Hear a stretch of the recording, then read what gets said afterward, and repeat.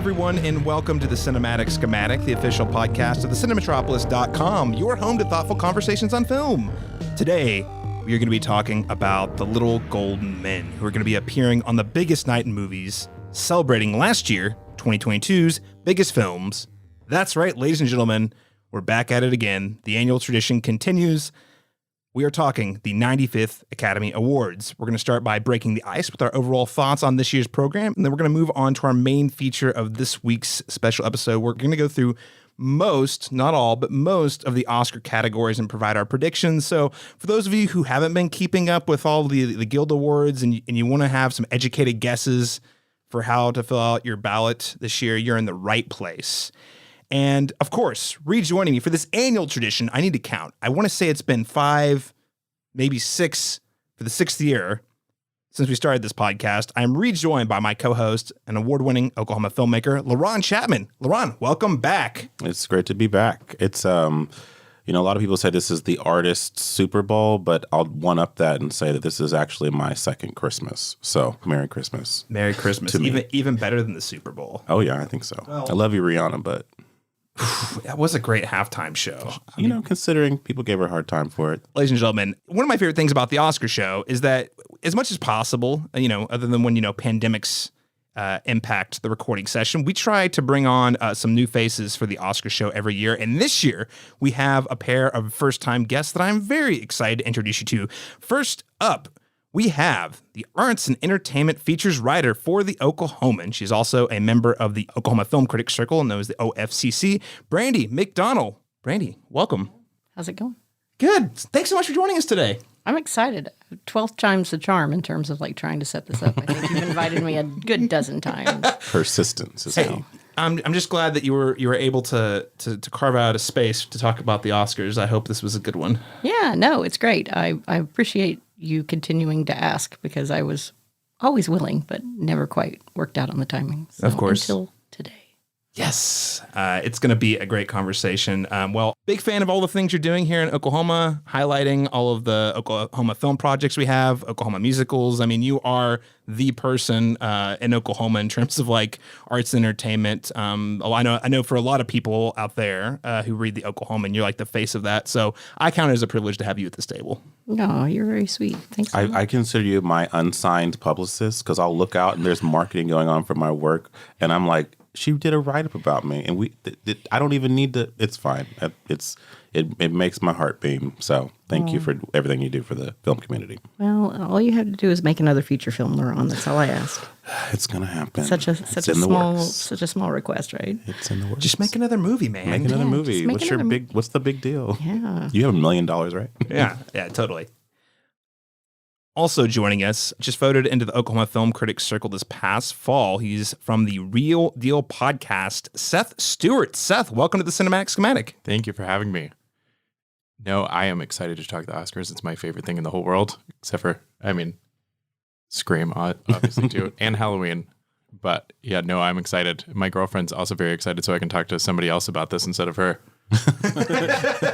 So she can stop hearing you. If it seemed like my fiance, where she's like, yes, I know this person should win Best Picture for the 18th time. Yeah. I get it. Yeah. Yeah, no, she's definitely tired of it. She usually watches true crime and that's it. So I've forced her to watch so many things with me. The good news, we'll get into it here in a minute. But, I have to say, when talking about this year's Oscar ceremony generally, the good news is my repetition has been generally positive things to say with some caveats. Sure. Versus, I think, Laron, what's been the last 2 or 3 of these where we're the movies are good, but no one saw them, and then the ceremony's a train wreck or something. There's always something, Right. Last year's ceremony was almost perfect until it wasn't. Until it wasn't. I was like, man, this is going smooth. There's no mistakes. I feel like the jokes are landing. The energy's good. All of them but one. Well, there you go. I'm pretty sure it landed. It just in someone's face. Exactly. So yeah, they've implemented a crisis department now for the ceremony now in honor of that incident. So it's oh man, Laron, you took the words right out of my mouth. Oh, sorry. Because no, it's perfect because I read the hold on, I'll pull up. I actually have the statement pulled up from the Academy Chief Executive Bill Kramer said the new team had, in quotes, run many scenarios and hope that they will be, in quotes, prepared for anything that might take place at the gala on the 12th of March, which is due to be hosted by U.S. comedian Jimmy Kimmel. Okay, I have questions. What are many scenarios? Right. If Chuck Norris falls from the rafters, do this? Like, and also, Right. what are they had? Do they have like a SWAT Give team? me, give me a range of scenarios. Does that feel like a gauntlet to anybody else for a room full of screenwriters? Ooh, Like, yeah. what kind of scenario could I come up with that they didn't have on That their they master didn't think plan? about exactly. You know what's fun too, and again, we'll talk about it here in a second. But Jimmy Kimmel, my secret hope is that he is going to play to that premise. I hope he likes to play pranks on people. How crazy do they think it's going to be? This is the same award show that gave an award to Green Book. Well, and that's what I'm saying. I was like, it's probably not going to happen again, guys. I mean, I think no one is feeling more aggrieved than, like Will Smith right now. Like, so like, it's like no one wants to be him right now. You know what I mean? Like what he's going through with that. So I'm like, listen, who would duplicate that moment? In the last decade, we've had the La La Land snafu, and we've had the slap. I feel like there's another big thing I'm forgetting, but those two, just in the last decade, like that, I feel like in some ways have both hurt the credibility of the Academy Awards. So, that's true. Well, with that said, listeners, before we get to our overall thoughts on the show this year and our category by category predictions, I wanted to note that if you're listening to the show and you enjoy this conversation and you enjoy the banter, you enjoy the predictions, please support us by subscribing to the Cinematic Schematic on your preferred podcast app. And if you're listening via Apple Podcast or Spotify, make sure to leave us a rating and a review. With that said, let's get to the topic at hand, the Academy Awards. So I want to just get quick takes on the Oscar nominations in general. We're going to get into more of the specifics as we go through the categories, but I wanted to do a pulse check with how's everyone feeling about where we're at with nominations, because there's some years, Green Book, where you're like, how did this movie get in? And there's other years where it feels like everything's really, really strong. Laron, Chapman, kick us off here. I'm mostly happy with them. I mean, I think minus maybe 3 or 4 glaring oversights, in my opinion. There's a lot of diversity here, which I think is going unnoticed. We have a lot, predominantly all first-time nominees.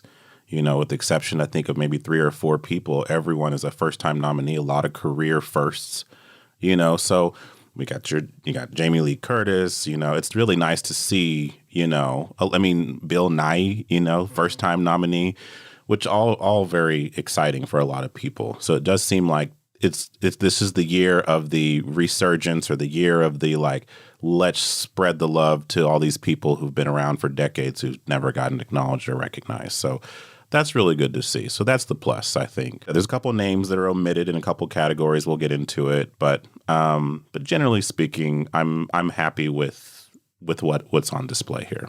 Brandy, how about you? What do you think of the nominations overall? I'm still pretty salty about them, to be honest with you. That's fair. That no women in the Best Director category in a world where Women Talking and the Woman King both came out in the same year, you just skip me with that business, because I'm just nope. You killed it right there for me. Sorry, I cannot support your nonsense at this point. There's a lot of people that I'm really excited to see.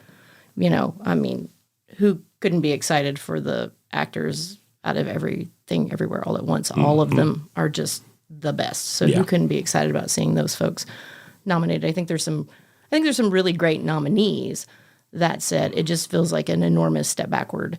Given the history of the Academy Awards, last year was the first time 2 women had ever won back to back in Best Director. Right. In 95 years. Right. So, and the fact that, like I said, there were really good films. Right. Women Talking, one of my favorite films of the year. Same. Probably number 2 on my list when we get to that point.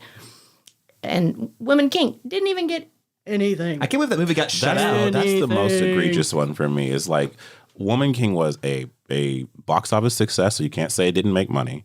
You know what I mean? Like, and it has predominantly all black cast. So it's like, there's no, like, to say that it does, like, this obviously was a draw. Viola Davis at 57 years old, the physicality of being an action star. And it was also, it had gravitas, Gina Prince Bythewood could have been a great nominee for that spot. That would have been a historic moment too. Could have been the first black woman of color to ever get a nomination for, So I mean, it's still sitting at in the 90s, you know, on Rotten Tomatoes for whatever that's worth, with critics and audiences. So it's loved by both camps. So and it's been, I mean, like it's been pretty. I mean, I have a lot of relatives who normally they aren't like they just casually watch movies and like, yeah, it's like Gladiator, but in Africa, and I'm like, oh, okay, cool. Well, you know, I mean, like you know, it has a real appeal that goes beyond like a certain core audience. It's that one's probably the biggest surprise. The one just totally shut out. Zero costume nominations, anything. Well, and the real corollary to it that you could draw is to like All Quiet on the Western Front in terms of like the same type of movie, except for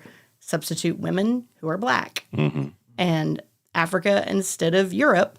And you've got a very similar type of film. And you see, and I'm a big fan of All Quiet on the Western Front. I'm not going to lie, it's one of my favorites of the past year. But there's so many correlations between those two types of films. Yeah. The difference is black creatives, black women, black men in Africa in a very similar type of film, and it gets completely shut out. Meanwhile, All Quiet on the Western Front has all kinds of flowers. Almost over-nominated to a degree, if you think. But yeah. I think you can even draw comparisons to Top Gun as well. Like it's another crowd pleaser and a box office success and a blockbuster. And I don't know. I thought Woman King was a much better film. Yeah. I mean, I'm super excited that Top Gun is in some of these categories, but the best screenplay, guys. I mean, let's not cinematography, but screenplay. Really? That is a little bit of a confusing thing. Choices. Yeah. So, well, Seth, anything else you want to add about the nominations overall? I'm more positive this year than in past years. I think there's some glaring omissions, specifically in the Best Actress category and cinematography. But other than that, I'm okay with it. I'm more positive than negative. I think I lean pretty closely to Laron's side of things and you, Seth, as well. Here's my thing.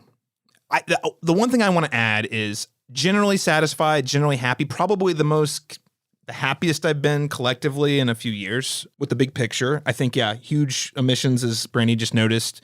I personally am happy to see that there's a good mixture of like films that are popular. And I'm not sitting here saying we should just nominate movies because they're popular. I'm glad that we have popular movies that could be in the conversation for top film of the year, alongside indie films like Tar, like Triangle of Sadness, like The Banshees of Inisherin, and Everything Everywhere All at Once being like this movie that's like seems unstoppable now. But like, if you would have told me a year ago that this was the movie that was going to be sweeping, just based on the premise, I would have been like, there's no way the Academy is going to go for a genre movie like that, right? And it came out in March at South by Southwest. And like I said, like I was there, you know, so it's just bizarre that movie had legs, because normally they fizz out by the time they get to the fall. You mean like Batman? Oh, that... Man. Okay. Yeah. It's going to break my heart. I'm sorry. I enjoyed that film a whole lot more. Thought it was a much better quality film. I could actually see it. I was like, oh my gosh, great. Another Batman movie where I won't be able to understand what he's saying or see what he's doing. But it was so much better. It was so much better than I expected it to be. And even that may sound like faint praise, but I really loved that film and enjoyed that film. And it was one of the first films that had got me excited about what DC was doing in a good long while. And then not only has it got no love from the DC camp, really, in terms of like building a universe or whatever you want to call it now, but it got so little love from the Oscars. It didn't get cinematography. Didn't get cinematography and score. Those were the two. I was like, I could not believe it. Did it get makeup? I don't know if it did. Yes, it did, because of the penguin. Yeah. Okay. Yeah. That and visual effects, I think, are the only two. Yeah. Sound is. It got sound. Yeah. But yeah, overall, it's nice to see. Again, I'm not saying we collectively as a group like all these, but again, seeing a good mix of movies from multiple genres, that we're not leaning into one type. There's at least 3 movies on here that I think most people saw or are at least aware of. Again, I'm not saying that we should nominate popular films because they're popular, but it's like, Laron, I mean, you and I've been saying for years, well, maybe the popular movies, if they were just better, maybe they would get nominated for Best Picture. And this year we finally got some that were at least, you could make the argument. Without having the popular movie category. Right. If this was a report card, the thing is like if there was at least one woman directed, like one woman director nominated, and if you had given me a Danielle Deadwaller nomination, and then I would say, you know what, honestly, I didn't get everything I wanted, but everything is represented here. And the thing is that the thing that they omitted, like she mentioned, in a year when The Woman King, After Sun, Till, You know what I mean? Like, and the list just keeps going on. Causeway. There's at least 7 viable options, I think, for director. Because normally it's like, oh, well, they just weren't as good as the films that were directed by men this year. And that's an excuse I feel like can be used any year. But that's to people who aren't actually watching the movies. Right. You know, so Well, like. and again, all infinite respect for Steven Spielberg. I will have infinite, immortal respect for Steven Spielberg. Just want to reiterate that. But he also, I understand The Fabelmans is a deeply personal project that I also liked. But does he really need to use that slot for a guy who's already won a few times and been dominated countless other times? He was here last year with West Side Story. Right. And I'll be honest, I liked it a little bit more. But we'll get into it. I agree. Yep. Well, hey, before we get to actually going through each category, I just wanted to really quickly, I don't want to indulge on this part too long, but just so we can give our listeners a little taste of where we're coming from with our personal preferences here, let's go through how you would rank each of the Best Picture nominees this year. Let's start with the bottom. So from number 10 all the way down to Bottom number 1. to top. Yeah. Seth, I'll start with you. My number 10 is Avatar. And then I went to Elvis, All Quiet, Women Talking, Top Gun Maverick. They're tied. Banshees of Inisherin. I can't say it. Inisherin? I've never been able to say it. I say it differently every time. Then number 4 is The Fabelmans. Number 3, Triangle of Sadness. 2 is Tar. And then number 1 is Everything Everywhere. All right. Great selections. I feel like 7 of those could change. Like the middle 7 are all equal. Oh yeah. Like there's 1 or 2 that are clearly your top 2, and then there's the 1 or 2 that are the bottom 2. ones. Yeah. Brandy? So there are 2 of them I haven't seen, so I feel like I should be upfront about that. One of them is the Avatar sequel, and It's fine. I was not a big fan of the first one. I thought it was visually spectacular, and I just feel like that movie has become more problematic in the intervening years. Yes. The second one is the second one is better though. I will really better, argue, but yes. Yes. So I haven't seen that one. I also have not seen Triangle of Sadness, and I actually told this to Caleb. It is nothing more than the fact that mentally and emotionally, I feel like I have a strong stomach, but physically I do not. And so just watching the trailer was enough for me. And I was one of those people Googling like how much vomiting is in this movie. It's a 20-minute sequence of vomiting. I can't. Yeah. 2 minutes and I'm done, guys. Yeah. So I have a top 8, I guess is what I would say. And starting from the bottom is Tar. And that movie can go right in the trash as far as I'm concerned. So all right. Okay. In the bin. And then 7 would be Fabelmans, 6 would be Elvis, 5 would be Top Gun Maverick, 4 All Quiet on the Western Front, 3 Banshees of Inisherin. Did I say it right? You said it way better than I did. Okay. 2 Women Talking, and then number 1 is Everything Everywhere All at Once.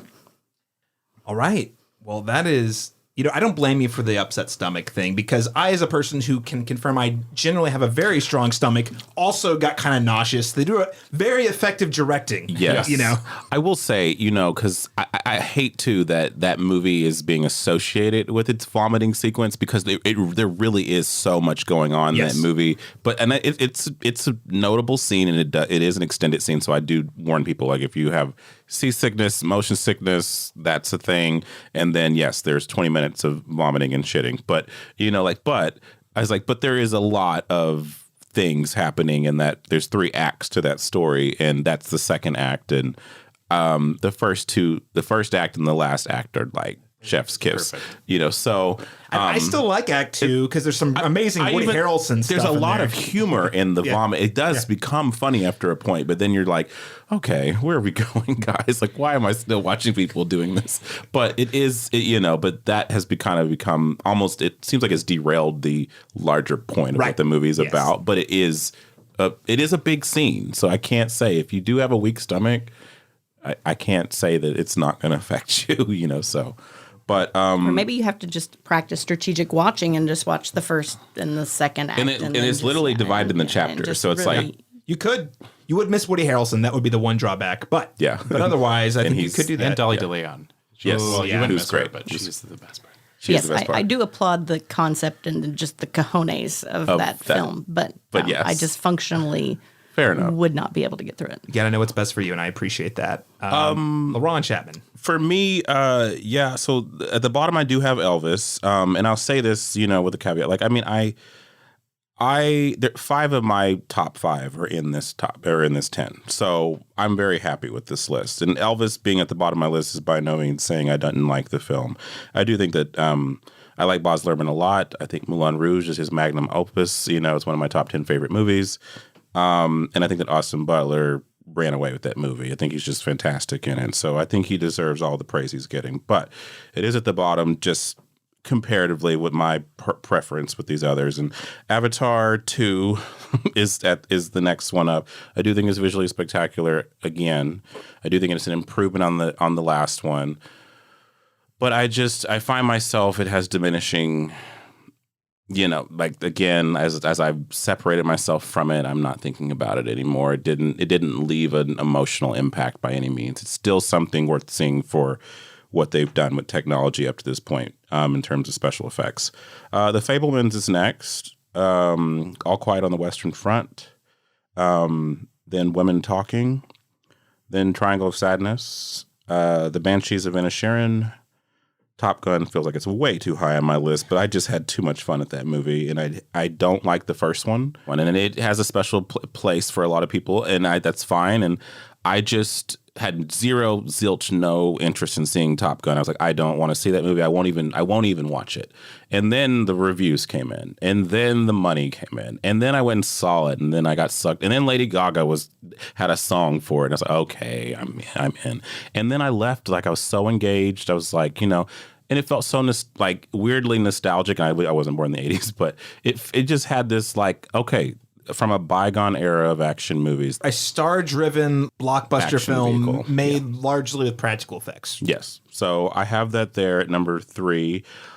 I love Tar, unfortunately. So Tar is number 2 for me. And then, of course, Everything Everywhere All at Once. Why? If that's not at the top of your list, then what are you even doing? So.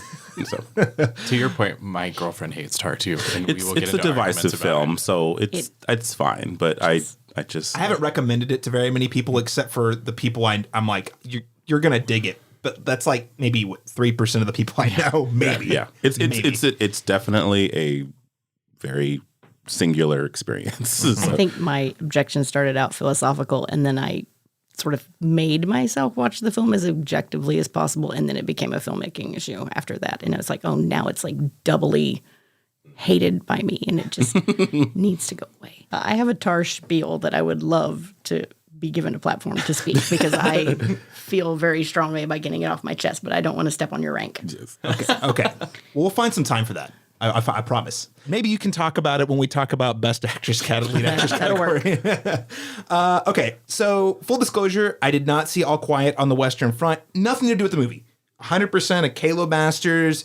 You ever feel like I've just seen every war movie I've ever needed to see, and I know this one's supposed to be an exceptional war movie. And I'm down for that. And it's World War I. I have seen the original, there's a 1930s film. Mm-hmm. I've seen that one. Nothing to do with the movie. It's just, hey, you want to sit down and watch a 2.5-hour war movie when you could watch all these other screens that you need to watch or any of these other TV shows you want to watch. It just, and I'm sure it's great, and I will watch it at some point. I failed. It's on Netflix. You got time. I failed Laron. I told him I'd have it watched by this podcast, and I did not achieve that. So, again, nothing to do with the movie. Just personally, they're still in the trenches waiting for the white flag to be waved. With that said, number 9, Elvis. I thought it was fine. Speaking of movies that were 3 hours long, though, that was one. If it was 2 hours, I probably would have ranked that movie considerably higher, even 2 hours and 10 minutes. But 3 hours of Baz Luhrmann's a lot of Baz Luhrmann. 3 hours of that Tom Hanks performance was a lot. Yeah. Honestly, yeah.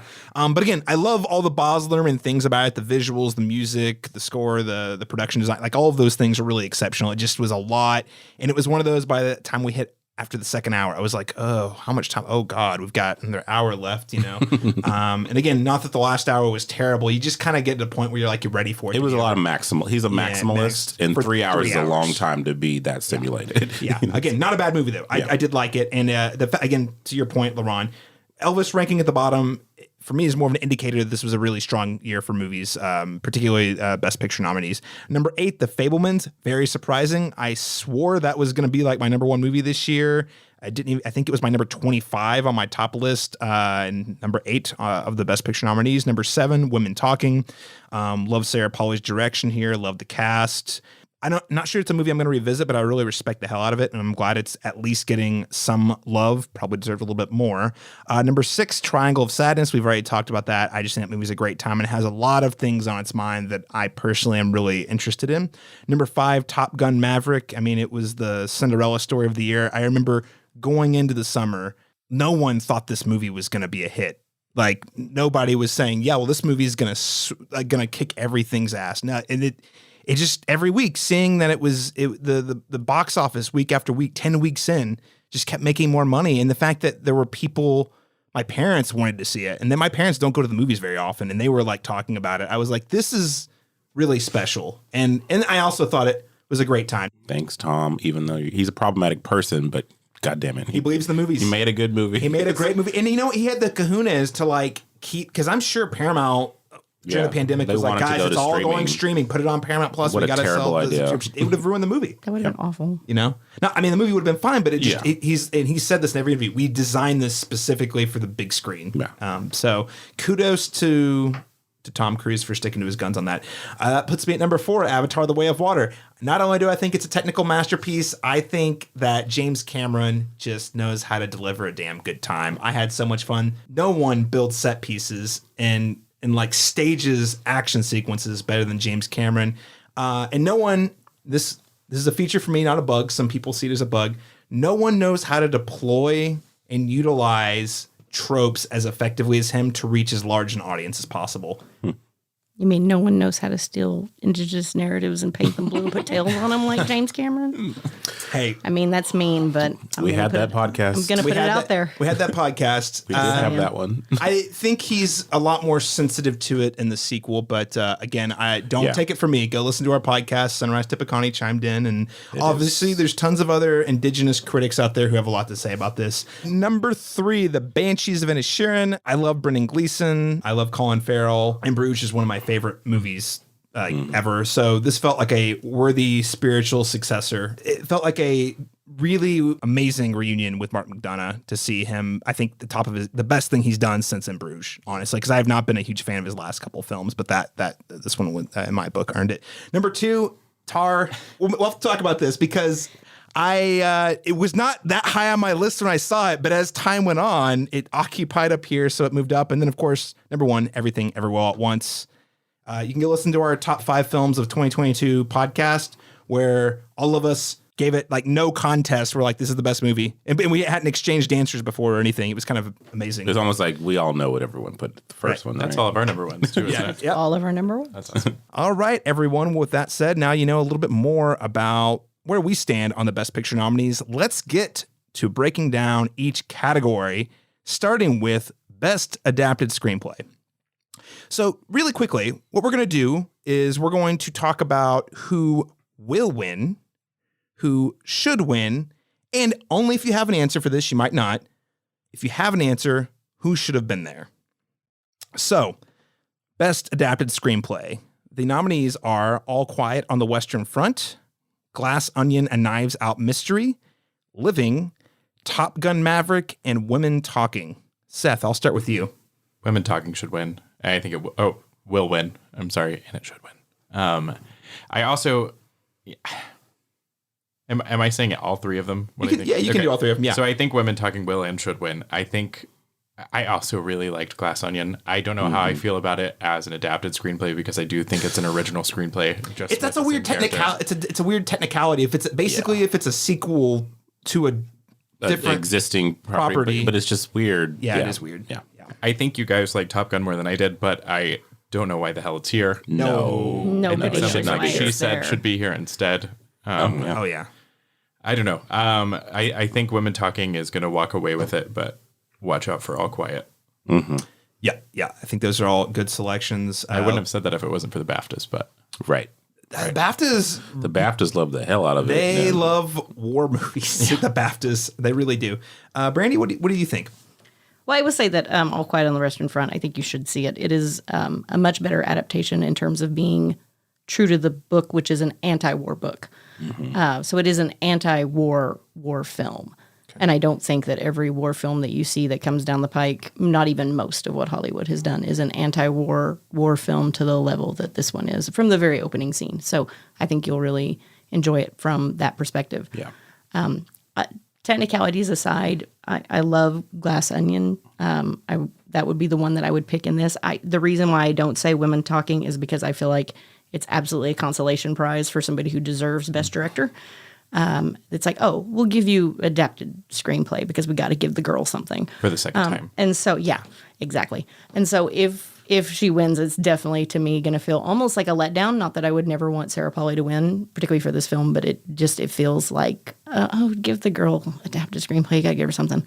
But I do think that All Quiet has a really good chance of winning. I think it has a lot of momentum, and it is a very much, as we saw at the BAFTAs, it's very much the movie industry's idea of a best screenplay, a best movie kind of thing. So that's kind of my thoughts on it.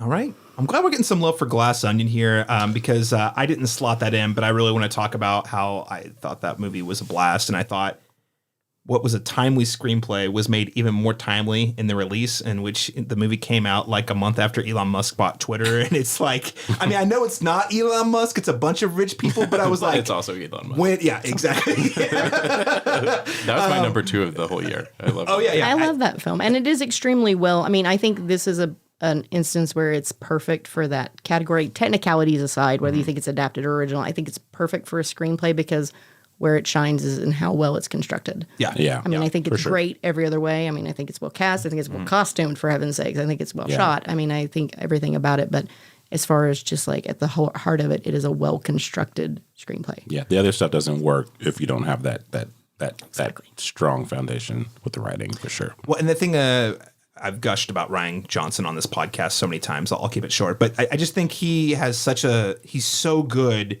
at writing a love letter to a genre, but then also pushing it to do new and inventive things that you wouldn't expect in a way that is pretty refreshing. Yes. Whereas he's not just executing something we know. He's taking that and saying, yeah, we're going to do that, but also, what if we did this or what if we did that?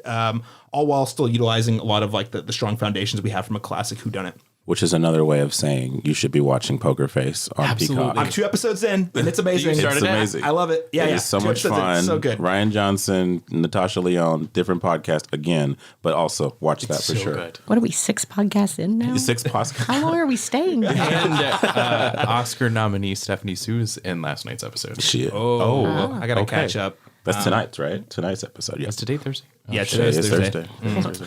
All right, Laron Chapman. So, I think should and will win Women Talking here. I do think it is going to be characterized as a consolation prize, as Brandy mentioned, but I do think it is the best screenplay. That's what I leaned into, is the women were talking in a barn. That's what the people keep talking about. It's the women in a barn talking, and they make it sound like it's boring. I was like, that's the thing, though. When you watch it, it's not, and that's the aspect of it that I think that Sarah Polley invigorated with this movie, is that she took something that could have felt static and stale, and it's electrifying and it's empowering, and it has this, you feel emboldened after you watched it, and you know they have to make a very difficult decision, and a lot of it is kind of, just alluded to. We don't really see the grimy violence and all of that, but their dialogue and their interplay with one another, all these women, as they're talking about these very vulnerable situations, is really powerful. And I think that a good director had to take those words and give it this energy and this flow. And I think that she did that and she accomplished that. So that would be my personal choice for it. And I hope that she does get it, because I do think it is the best screenplay in this category. I do think the dark horse, though, will be All Quiet on the Western Front. Yeah. So I'm going to lean in. Will win. Women Talking could win. All Quiet on the Western Front. I think it's pretty close in my book. I am going to lean into, more pragmatically, Women Talking should win. Now, my personal preference actually is Glass Onion. I'm not going to, if I was picking Caleb Masters flavor, that would be what I'd pick. And I do agree it's going to be positioned as a consolation prize, and I don't think that's right. However, I also just would be heartbroken if this movie didn't walk away if it walked away empty-handed. That would be pretty soul-crushing, and I'd be pretty disappointing. So that's why it seems like this is the most likely it has to win any category. I hope I'm wrong.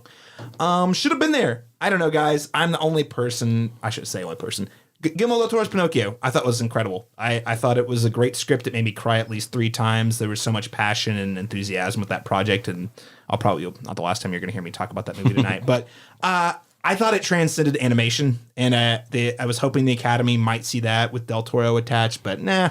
Everyone's like, well, it's that cool stop motion movie. So anyway, that's my should have been there. Let's move on to Best Original Screenplay. So the nominees here are the Banshees of Inisherin. How many ways can we mispronounce that? If you're listening, you can take a shot every time we mispronounce the Banshees of Inisherin. You might die. Second, we have Everything Everywhere All at Once. Number 3, The Fablemans. Number 4, Tar. And number 5, Triangle of Sadness. Brandy, I'll start with you on this one. Oh, I think it's the easiest one to predict because I think Everything Everywhere should win, and I think it will win. I think it's just sort of to Laron's point about Glass Onion. It is what everything springs from in that entire movie and all of its fantastic performances and great visuals and crazy ideas. I think it all has to start on the page. If it didn't have that strong of a screenplay, the whole thing would have fallen apart by about 90 minutes in. But it didn't, because it's a testament to how well it was written. They were able to do a multiverse movie and make it make sense, not through logic, but through The emotion. same year as Doctor Strange came out, so Which was dog shit. Oh yeah, that like as good as that movie, as bad as that movie was, it certainly Everything Everywhere All at Once coming out 2 months before it certainly didn't do any favors. Mm-hmm. We were like, why would I ever watch that one? You know, it's like I'm wearing an Incredible shirt. Why would anybody ever watch a Fantastic Four movie when you could just watch Incredibles again? Yeah, exactly. I mean, you're not wrong. So in the world we live in, you are correct. Laron Chapman. For me, yes. Everything Everywhere All at Once should and will win in this category. If there is a dark horse, I think it could be The Banshees of Inisherin. It is a well-written screenplay. And also, it's another character-driven story. I think that the writing is strong there, but I really feel like in terms of if we're going with the category, like the genre of this category is Best Original Screenplay, then it's just it's hard to really compare, you know what I mean, how much invention has gone into, you know, Everything Everywhere All at Once comparatively to the other 4. So I think Everything Everywhere All at Once should and will take this one. Okay. No doubt, I think Everything Everywhere All at Once is going to win this one. And honestly, it's a toss-up. So will win. If you're betting, absolutely bet on that film. Toss-up, I marked down should win Banshees, but it's honestly, I think both films have tremendous screenplays. They're just doing 2 very, very, very different things. Mm-hmm. It's mostly, I think, the dialogue in Banshee's screenplay it's so compelling, and I could just sit and watch and listen to it all day.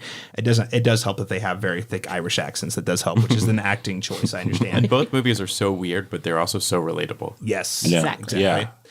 But also, I'm not saying if Everything Everywhere All at Once wins, I'm also extremely happy. So I think those are both good. Should have been there. Nope. Jordan Peele's Nope. I would have loved to have seen that. It's, again, tough category. I like all the movies that we have nominated here, but Nope got shut out, and that's a little disappointing. And maybe we should have thought about that perhaps instead of Triangle of Sadness or The Fablemans. But that's just me. All right. I agree. I think Everything Everywhere will and should win. But do we really think that it's going to walk away with all this stuff? Yeah, That's my thing. Is it going to be a Parasite year? Is it going to just sweep? I think it's going to be a Parasite year. I'm pretty sure that But it'll even be here, I feel like close. Martin McDonagh has a pretty good shot because he's not going to win director. He's not going to win picture. No. Right. If they're going to give him a consolation prize, I think it will be in screenplay. Also, why is Fableman's here? Right. People love Tony Kushner. That's why. That's the why. And Right. Steven Spielberg. Why is They- it after Sun? They love Steven Spielberg, but I think that I don't know that they'll feel a need to give Martin McDonagh a consolation prize because he's certainly been there before. Sure. I mean, so I don't know that they'll necessarily. He feel won for the 3 need Billboards, that. right?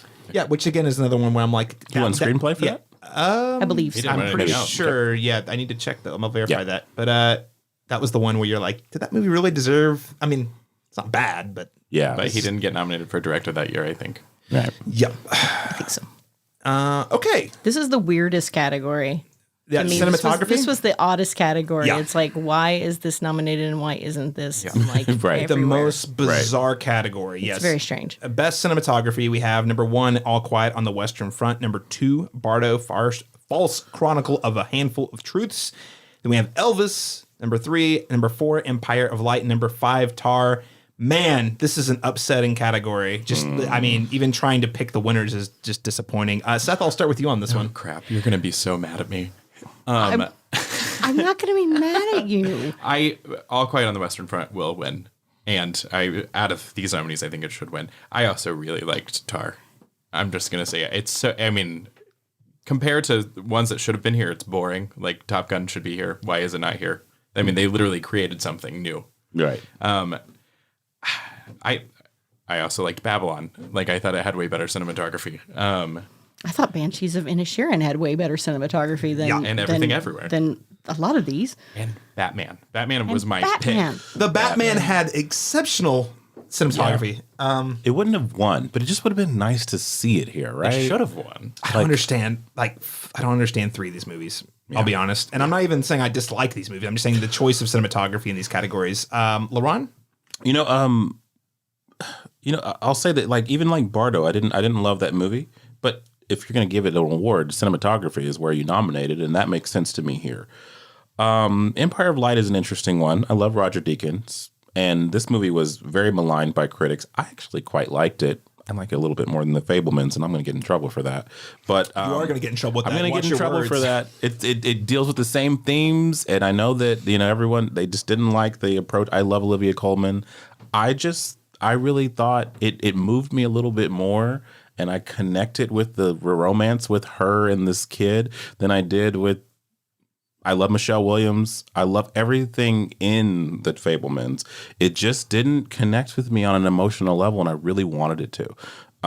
Whereas Empire of Light, which I think is an imperfect film, but it at least struck an emotional chord with me. So, but it doesn't deserve cinematography, though. That's surprising to me here. Tar is an interesting one. The cinematography in that is very interesting. I think comparatively, I wouldn't choose that one, but it is unique, in this group, But I do think that by and large, without having Top Gun Maverick here in this category, which should have been here and should have won for it, All Quiet on the Western Front seems like the obvious choice to me here because it is stunning to look at. From a visual standpoint, you can turn that movie on mute for 3 hours and it's still pretty. So, I want to add, I did not see Bardo or Empire of Light. Right, that's fair. That's a good qualifier. I didn't see All Quiet on the Western Front, and Ron here is telling me it looks incredible. It looks great. Brandy? I think All Quiet on the Western Front probably should win, and I think it probably will win. I think the dark horse in that category is, I think there's sort of a feeling of like, everyone loves Roger Deakins. Okay, so he's in Tulsa this week to do stuff at Circle Cinema, and he's at, Magic City Books, and I'm not going to get to go to either one of those. But the level of like passion that people have for this person who are at all interested in film, I mean, I would say that he's right up there with John Williams in terms of somebody who people just believe is an icon that can do no wrong. And I think there may just be a little bit of a feeling of wanting to honor him one more time kind of thing that might make him a dark horse in that category. But I think even Roger Deakins would say, not my best work. Right. I mean, if we were being honest, his best work. I mean, if we were being honest, I would say it's not his best work. And I mean, maybe that's Did you see the film? I did not. Okay. But I did see pieces of it, more than just the clips. I think I literally put it on, but then really didn't watch it, which happens sometimes when you're streaming. Yeah. You're busy doing other things. But I mean, it was beautiful to look at. Sure. But I also don't know if that's really what it always should be graded on, so to speak. I mean, I don't think that we're in the category to name the best Roger Deakins movie necessarily either in terms of cinematography. But I think that there seems to be this groundswell of support to sort of like give him one more Oscar, seems to be kind of the tone of things a little bit. And so I think it might go to him. But I really, especially in light of the BAFTAs and things like that, I think you're going to see All Quiet on the Western Front definitely win that one. And I think for me, like what you said with it, when I say like it's not his best work, it's like the movie doesn't lend itself for it to be his best work. You know what I mean? Like it's the best it can be for what this movie is. You know, it's just like for me, I'm saying like, yeah, he directed it and it looks great, but like, well, it's this isn't the one he needs another award for. You know what I mean? Like, well, you know, it's like it's Mitch, you know, in the vein of John Williams. It's like John Williams with the Fablemans. Like that's not his best score. Like it's not bad, but it's also just feels like another John Williams score. Just like I think Empire at Light is another Roger Deakins, you know, film. It looks good, but like, is this his best work? Is it his most innovative? Is it his most interesting? Absolutely not. Yeah, I mean, right, exactly. Right. That said, having not seen All Quiet on the Western Front, because of that, I'm going to pick that I think Roger Deakins will win. Not because it's my choice, but because I think just people will vote for Roger Deakins because maybe they don't know which other one to vote for, honestly. Should win of these nominees? Sure, I'll pick Tar. It's innovating. Of these nominees, having not seen All Quiet on the Western Front, one caveat, it's probably the one I found the most visually interesting of what was nominated, but no Top Gun, no The Batman, no GDT's The Pinocchio. Like, there's just so many movies that I thought looked exceptional and were shot so well, and there was so much innovation, and they picked the most bizarre This choices. is kind of a weak category, you know, and not because there weren't options, but because of what they chose. You know what I mean? Like, exactly. All Quiet on the Western Front is the only one I can say unequivocally. I think, yes, cinematography. Well, I think you even say women talking in that. I Yeah. mean, I think she made the inside of a barn look better than some of this stuff does. That's true. Yeah. No, I agree. I think the cinematography on women talking was better than at least two of these, or at least more innovative. That said, okay, so weird category. And the last thing I'll just say is, best cinematography is usually one of those categories where I'm like, okay, well, Dune's not going to get Best Picture, or Mad Max Fury Road, but this will be the one where we put like the big, or Blade Runner 2049. You'll put like the big genre heavy thing that is visually stunning. That's usually where I look to have a movie I really love win. And this is just so weird. This year they did like the opposite of that. Okay, so fourth category we're talking about is Best Sound. On that note. Okay, I'll cut that out. Don't worry. I think you should leave it in. On the note of Best Sound, our nominees are number 1, All Quiet on the Western Front. Number 2, Avatar: The Way of Water. Number 3, The Batman. Number 4, Elvis. And number 5, Top Gun: Maverick. Now this is a competitive category that I love all the choices for. Yeah. Laron, Chapman, what is your picks here? Man, I'm going to give this to Top Gun as the likely winner for me. But honestly, I would not be disappointed with anything here. Maybe the exception just because of the other 4 being Elvis. Like, Elvis had good sound, but the other 4 just, I mean, even Avatar, like it or not, like, I mean, clearly what's going on there. The sound of the whales. Right. The war movies typically Guys, get listeners, this is on too. video. This is on audio, but Seth just gave us the most, oh my shit. Oh, I no. forgot about the fucking whales. The That's all I talking was whales. thinking about. Oh, That's why I God. hated that movie when I first saw it. Oh, no.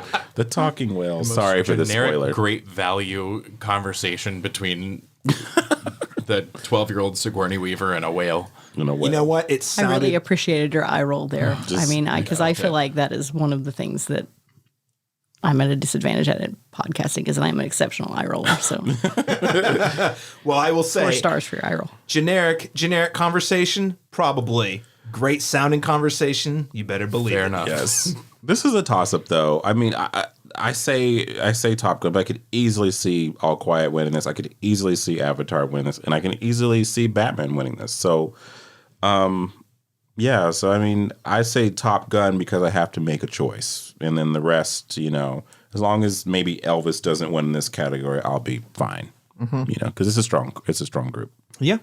Great selections there. Seth, what are your picks? I think Top Gun should win, and I think it will win, but I also could see all of them except for the Batman winning, Yeah. which I don't. I really would have liked to see something like Bones and All in here, like a genre film that was really kind of. That movie had good sound, whether you like it or not. It made me feel some type of way. Cringy. Oh, Yeah. it was cringy for sure. Yeah. Like the sound. Sorry. The sounds were cringy. Yes. And also, I have a huge crush on Timothée Chalamet. So I'm going to always pick Same. anything he's in. Everyone in this room Same. has I had a it huge first. crush. I'm just saying. I'm just gonna Ever since Lady Bird, my Were you at the same Call Me By Your Name premiere? Ever since I saw his hands on that Xbox mod on that YouTube channel 15 years ago. Okay. I will say, though, Call Me By Your Name is why I went to film school.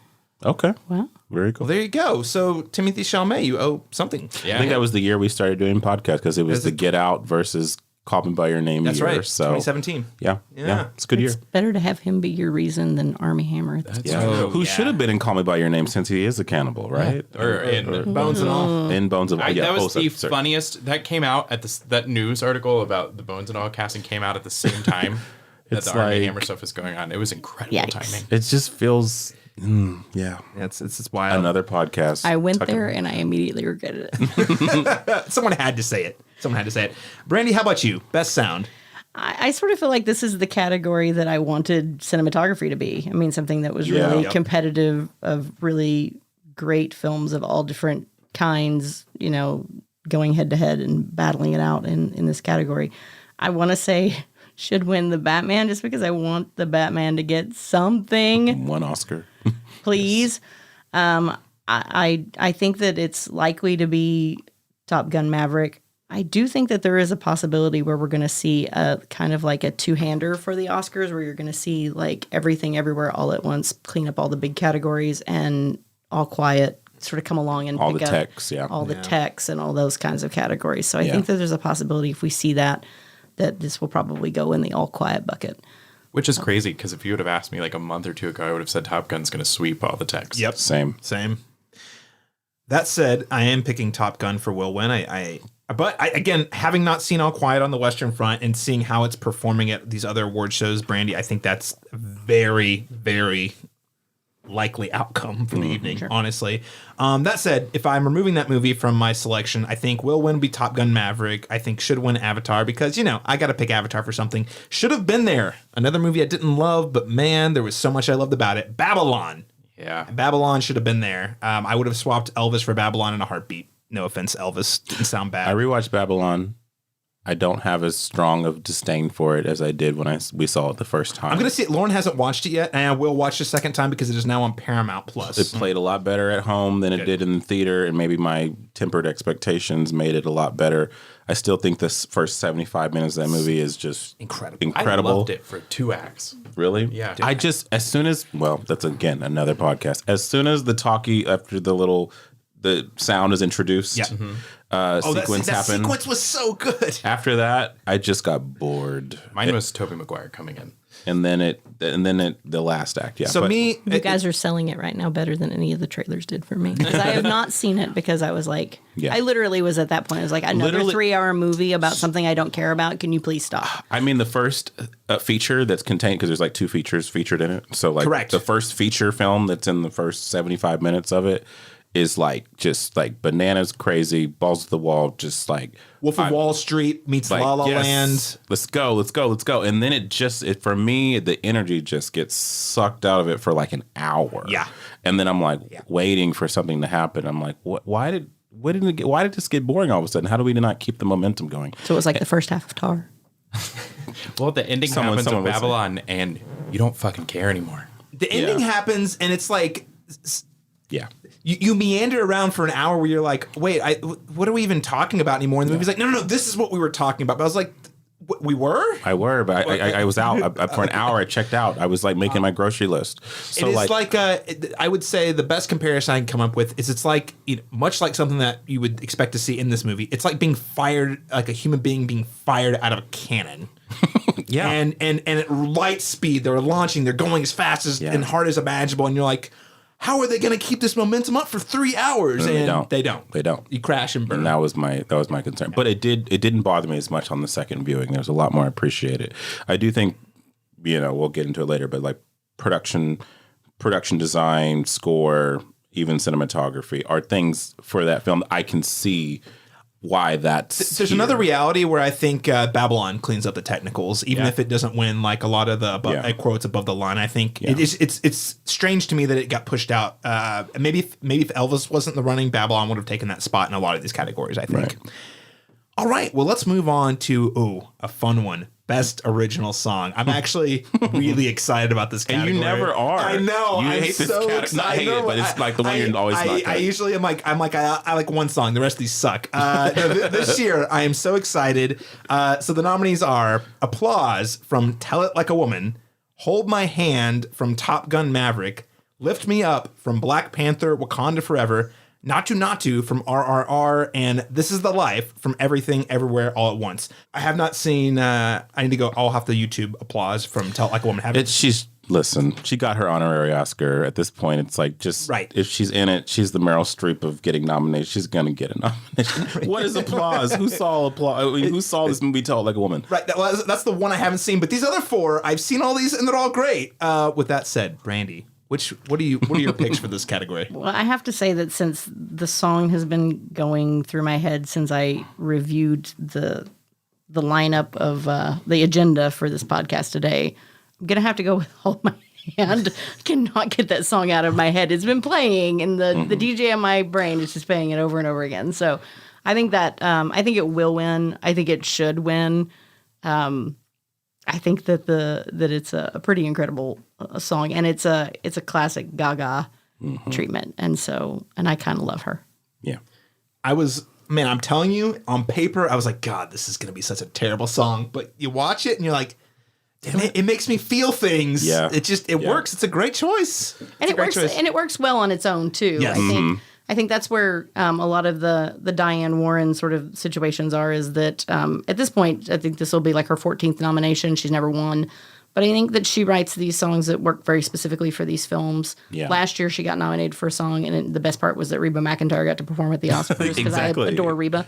But like literally nobody saw that movie, and the song was very specific to the movie. And I think that's what you run into with these. I think that Hold My Hand, not just it works extremely well within the context of the movie, but then I also think it works very well on its own. And since Gaga sort of played a role with the score as well, it fits very well sonically into the film. So. Yeah, great choice. Seth? I think that Natu Natu is going to win, but I think that Hold My Hand should win. I think Lift Me Up could also win as a dark horse. However, I thought that song was terrible. I love Rihanna. Me too. I've been waiting for 7 damn years for a new album, I'm like, and you give me this put shit. Put it down. Don't lift it up. Yeah, Just but leave in the down movie there. it works. I think that's why I liked it, because of the movie. It hit In the movie it works. It was one of the. It was like I didn't really like that movie very much, but it was one of the things about the movie that really worked for me.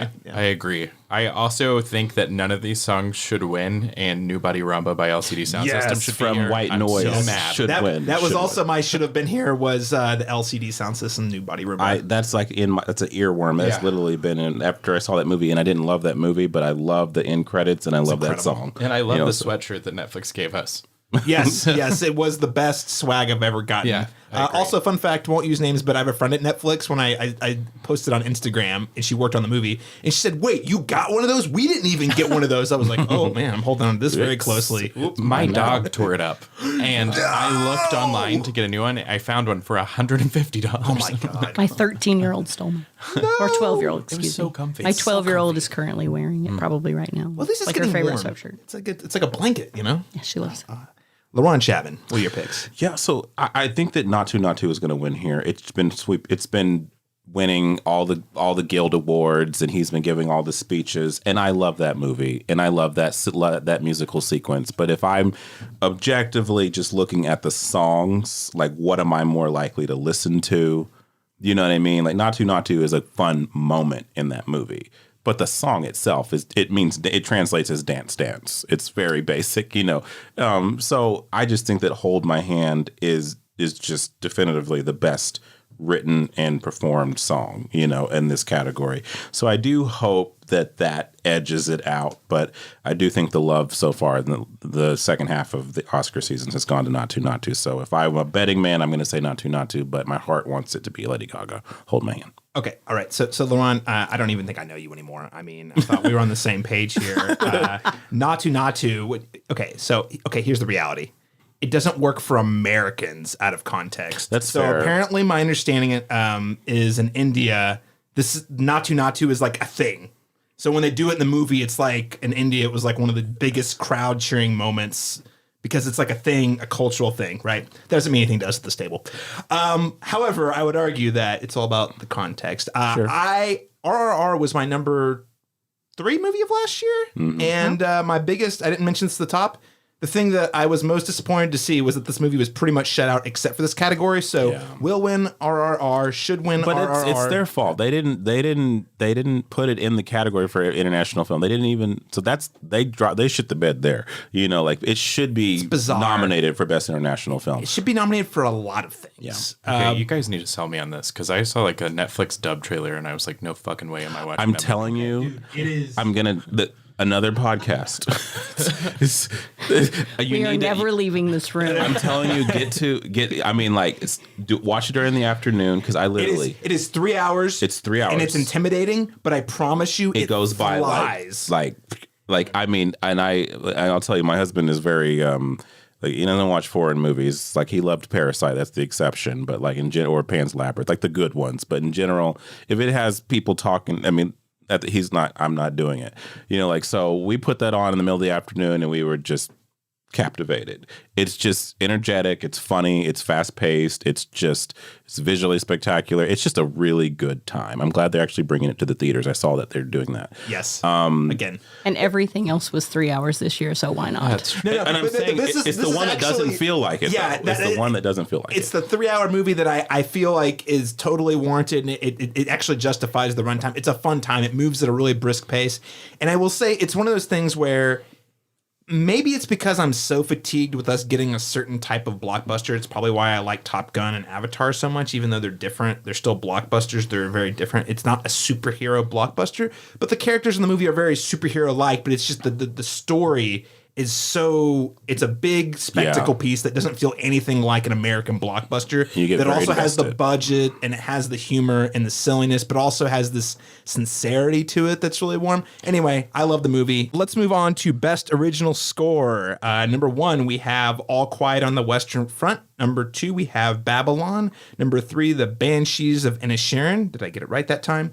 I got a thumbs up from Bam. Okay. Everything Everywhere All at Once, number 4. And number 5, The Fabelmans. Seth, what are your picks here? Okay, so I'm really happy that Everything Everywhere is on here because I really liked that score. I also would have liked to see Bones and All on here. Yeah.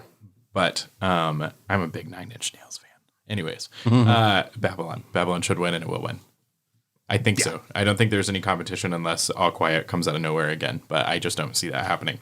I think Justin Hurwitz, I mean, he wins every time, doesn't he? I think he's won every time he's been nominated. I mean, he was nominated for First Man, and that got nothing. So, no, I think he's going to win. It's an amazing score. Yeah. It's definitely one of the, like, probably 3 core things that I think really stick out to people about the film. Yeah. Laron Chapman? It's difficult. I think that, it's definitely between Babylon and All Quiet here. But the thing is, I love them both for different reasons. Like, All Quiet, like, affects me emotionally. Like, it's very foreboding and dark, and every time it, like, that bass comes in, I'm just, like, sucked into, like, the dread of what's happening.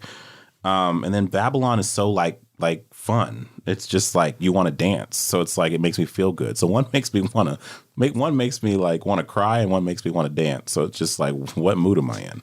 So I can see Babylon taking this. So I'll go ahead and just to make a decision, I'll say Babylon will win this. But if anything, takes it from underneath that, it's going to be All Quiet. All right.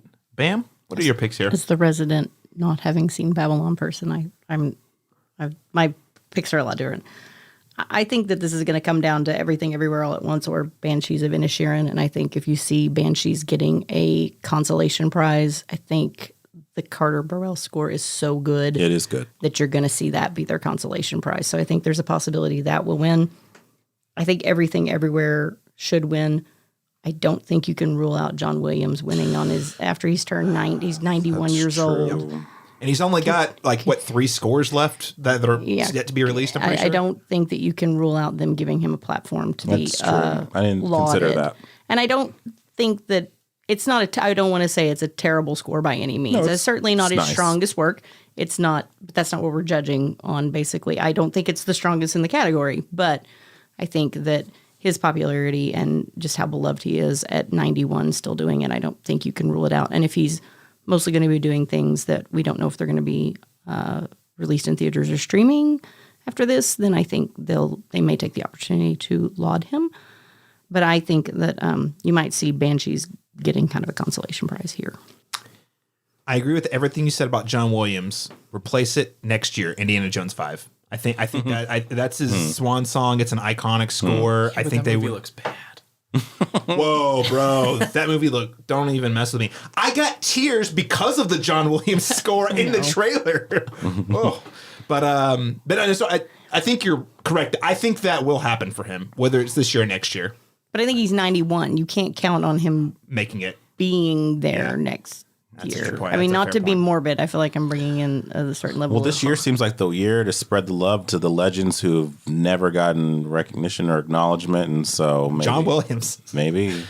But yeah, well, I think that's a really good point, though. I hadn't considered that at all, and people do love John Williams. I mean, he's won more Oscars than anyone in history, I'm pretty sure, right? Definitely nominated more than anyone else. And I think he's arguably, at this point, I think you would have to say that he's probably the definitive film composer of the 20th and early 21st century. I mean, yeah. I think you have to kind of consider that. I mean, pick a franchise that everybody loves and everybody knows. I mean, it's almost always going to be his score. So, Yep, That's true. it's true. I think it's going to go. I think both will and should wins Babylon. It's an incredible score. It's got a good earworm once you've heard it once or twice. It's loud and blaring. It's loud and blaring, but also catchy at the same time. I really like it. Other than the one caveat to that is, it does seem like it reuses like the main stuff you've heard in the trailers and stuff. That's amazing. During the movie, there are bits that definitely sound like they're lifted directly from the La La Land score, which I find kind of strange. It's like they did a dark spin on like this, like literally the same themes. Which I is feel kinda like the weird. movie is the antithesis of La La Land. It's the other side of the story. But the main stuff that people are hearing, it's, Sure. again, especially if you've only seen the trailer, you've still heard some of the score, which is pretty impressive. Yeah. Should have been there. Michael Giacchino, the Batman. I mean, come on. Yeah. Okay, how many versions of the Batman score have we heard already? One of them being Danny Elfman's legendary 1989 score. And for Michael Giacchino to show up and do a new Batman score that feels so original and fresh and unique, while also still sounding definitively like the Batman. I mean, come on. Yeah. I was so disappointed not to see it nominated here. Yeah. I agree. With that said, let's move on to our next category, Best Film Editing. And the nominees are The Banshees of Inisherin, number 1. Number 2, Elvis. Number 3, Everything Everywhere All at Once. Number 4, Tar. Number 5, Top Gun Maverick. Laron Chapman, I'll start with you on this one. Listen, if your movie's over 3 hours, you shouldn't be in this category. But no, I know they mean how well they use the editing and how it, but I just feel like Everything Everywhere All at Once utilizes editing in a very specific and unique way. And to cut between as many universes as they do, you know what I mean? It's very much an integral part of the story. So it feels like a necessary aspect of this film's success. So I would give it to this as my personal choice, and then also what I think will win in this category. A nice one that I would have liked to have seen here, which is a smaller film, would have been like After Sun. Yeah.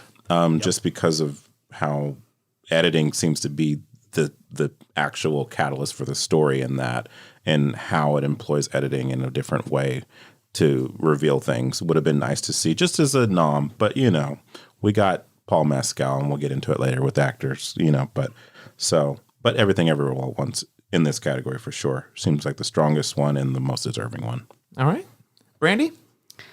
I think Everything Everywhere All at Once should win. I think it will win. I think if you see maybe a consolation prize besides some people claiming that it saved cinema going to Top Gun Maverick, you might see it in this category. Because I do think that the editing was a pretty integral part of making a lot of those effects work and things like that. So I think that you could definitely make an argument for Top Gun Maverick here. But I think Everything Everywhere All at Once. You just don't see that many films where the it is so obvious how integral the editing was to making it the film that it was. So, I mean, I think that we all know that editing is important, but I don't think that you necessarily always sort of see it on the screen in front of you. So I definitely think it should and will win. Yeah, good selections there. Seth, what are your picks here? Okay, so film editing, this and documentary category every year at the Oscars are the most baffling ones to me. They always consistently always make the most mistakes. So I want to say that Everything Everywhere will win, but what was that stupid Queen movie? A Bohemian Rhapsody? When that won, I almost turned off the Oscars and never watched it again. So my fiance does, like, her full-time job is film editor. She edits for corporate stuff, and she could not believe that movie won Best Editing. She almost like vomited. She's like, "What the heck?" It was the thing that I don't even hate that movie. I don't love it. I have a lot of issues with it. But I will say, like, the one thing I noticed when I watched it was that, God, the editing in this is shit. And then that's what it won for and was nominated for. So it was just like, it just seemed very egregious that year. That was a weird year for sure. I don't understand it. But I think for me, it's hard for me to like commit to Everything Everywhere winning all of these awards because, like, I mean, La La Land, like, got 14 nominations. It tied with All About Eve, and it won 6 or 7 of them, I think. So I want to say Everything Everywhere, but I kind of want to go with Top Gun also. All right. Okay. I'm going to throw a wild card at you guys. Well, firstly, I agree. Everything Everywhere All at Once should win. Definitively. No argument for me. I think that, again, editing the multiverse, the multiple, not just one, not two, but like 5 storylines and keeping it all straight in a way that the audience can follow, pretty damn impressive. I think the audience is going to be swept away by Elvis. Oh my I God. think, and yes, that is 3 hours long, and you're totally right. You're valid, but I think they're gonna be like, but the way he did the montages because it's so flashy. Yeah. Right. That's my guess. So I am actually predicting Elvis will win, should win absolutely Everything Everywhere at Once, with a very close second with Top Gun Maverick. I thought again was also exceptionally well edited. I could see you being right because this category always pisses me off. So Yeah. if you want to find a way to piss me off, give it to Elvis. And I would reiterate, I will be pissed off if it wins, but I just people, they always go for flashy stuff in categories like editing. And I would have given them an Oscar if they would have edited out Tom Hanks. Oh, wow. We love Tom, but I do, no, yeah. I What just a couldn't buy weird- into that performance. And it just felt divorced from everything else that was happening in that movie. Everybody else was like, Austin Butler's giving you this incredible, like, layered, nuanced, complicated character, and I'm like, where are you, Tom? He was in a Pierce Brosnan Bond movie. It's I said, and with this weird Austrian accent. I don't. Guys, what was the choice? I think I went with that more than you guys did because it's a Baz Luhrmann production. It's part of the as I like to call it, the Baz Pizzazz. Yes. It's it's all It's true. I guess it was like the Jim Broadbent of the Moulin Rouge, the really hammy performance. Well, because I think as much as I appreciated the performance, there's a level of hamminess to Austin. I mean, he's not. I mean, he's playing Elvis. Mm-hmm. Okay, so it's not like he's not wearing a pink suit and gyrating here. I mean, guys. I mean, so it's not. Yeah. It's not like Shakespeare. There's some camp there, yeah. Not that Shakespeare didn't have a ton of camp in it, but if the other awards ceremonies are to be believed, I think Austin Butler also thinks he is Elvis now. So yeah, he's like, I'm gonna quit the Elvis voice. It's your own real voice. It's like you can't quit your real voice. Yeah, but you can if you're a good enough actor, Laron. Fair enough. Fair. Best editing. Surefire category to we should probably rate this most likely to make us all very upset. That's the editing category. Let's move on to our 8th category, best costume design. The first selection, Babylon. Number 2, Black Panther: Wakanda Forever. Number 3, Elvis. Number 4, Everything Everywhere All at Once. And number 5, Mrs. Harris Goes to Paris. I did not see the last one. Just want to throw that out there. Brandy, what are your picks for this one? Are you starting with me because I'm a woman? No, I'm because just kidding. I started with Laron. What are you wearing tonight, Brandy? I'm just joking. She's got an incredible shirt. A long sleeve T-shirt. This is his consolation prize to you since he's not going to let you start Best Director. So mean. Yeah. Caleb is a lot more progressive than the Academy.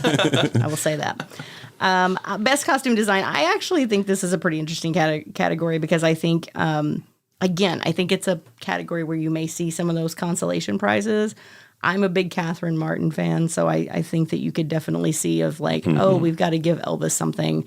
You might see, oh, we can't give everything everywhere all at once, everything. Yeah. You might see Catherine Martin. She's fantastic, and I love her to death, and she's very beloved in the industry. I also think Ruth Carter is very beloved in the industry, and I think if you're kind of leaning toward giving, Black Panther something, you might, lean that way. I really think that Everything Everywhere All at Once, as much as I feel like we just keep calling their name, I mean, just the costuming of that is incredible. The hot dog fingers. Come on. I think people forget that they think of it as just like that one aspect of it, with the Jamie Lee Curtis in the building, but you forget about every other universe. There's a new aesthetic for each one. Like there's a lot of design there, so I don't know. Well, and I think that every one of Stephanie's sort of bad villain costumes are just like iconic immediately. It's like, I like every time I watch that movie, it's like I like them. Each one's like better than the last one. So it's like, oh, here she is in her villain costume. It's like, oh, it's so cool. It's so flashy. It's so this. It's so that. It's so sparkly. And it's like, oh, that one was even better. And so I just think that it's just an incredible job. But they get so much use out of color and all that stuff. Like especially the one where Michelle Yeoh is in all red. That's one of my favorites. It's fantastic. So I think that I think that if you just base it on who should get it, it should be Everything Everywhere All at Once. But if it feels like they're calling their name a little bit too much, I think you could easily see either Elvis or Black Panther jumping in here.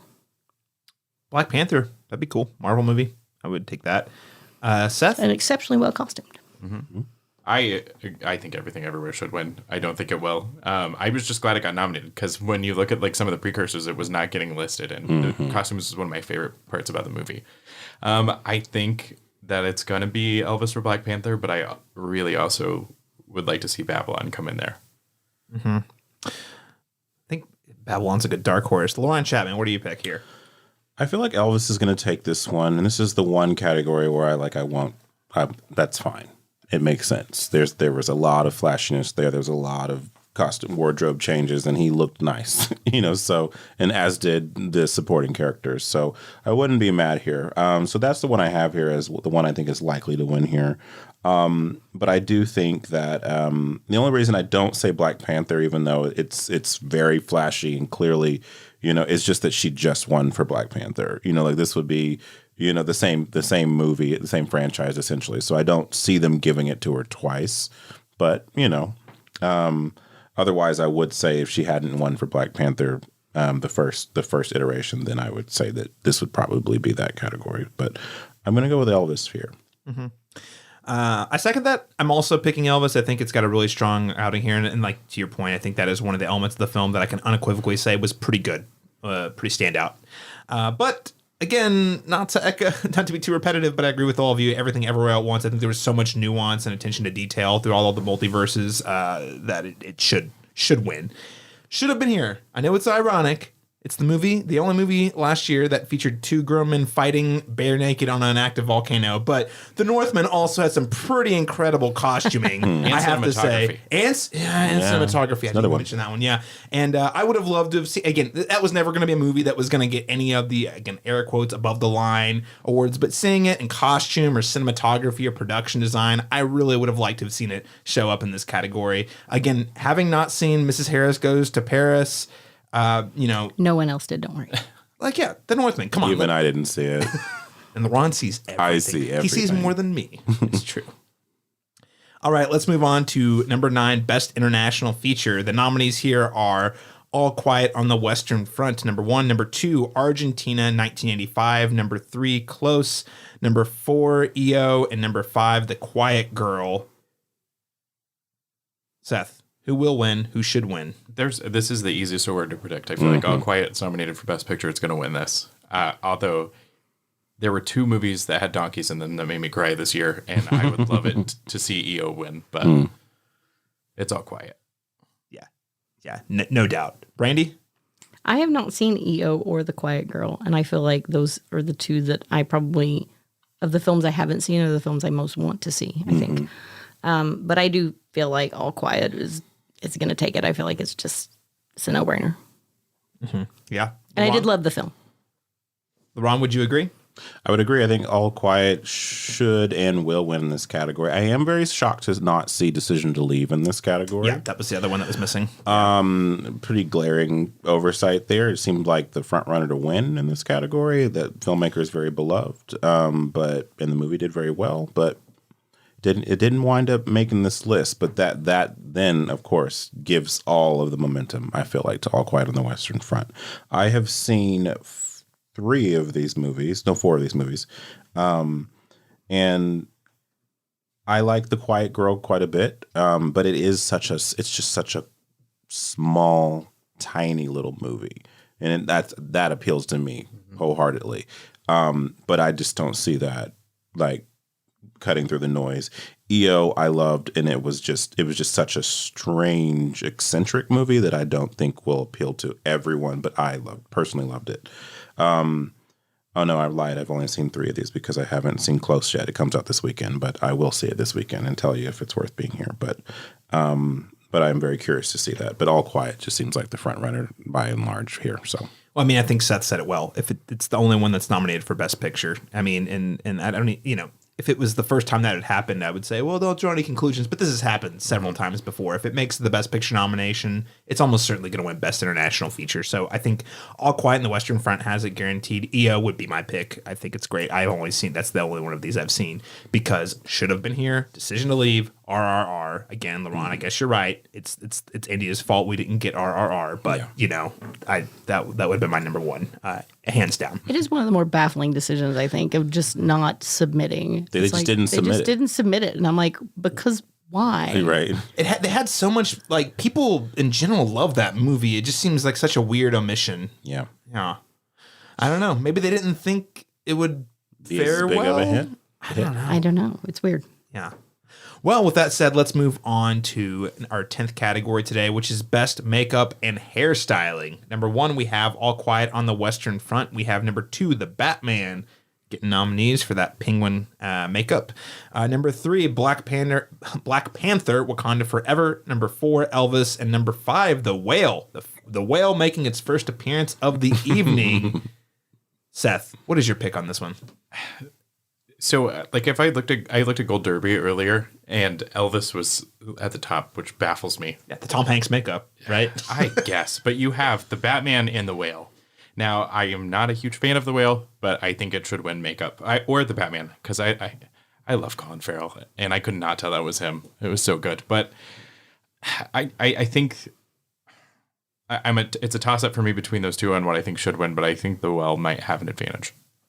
All right. I mean, I think that's one of those where the Whale does get a couple of other nominations, but did not get as much love at the Academy Awards as you would think, and that is one of the kind of more air quotes flashy or standout elements of the film. So I think there's a good argument to be made there. Bam, what did you think? I think I would love to see the Batman win, but I think the Whale will win.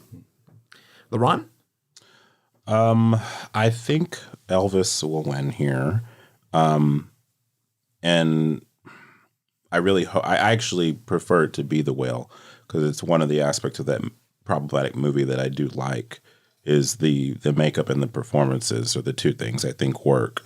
But yeah, I mean, it would be nice to see the Batman. I agree with you about Colin Farrell. Like, I knew it was Colin Farrell, and I'm watching him, and I'm still saying to myself, but where is he? I don't see him.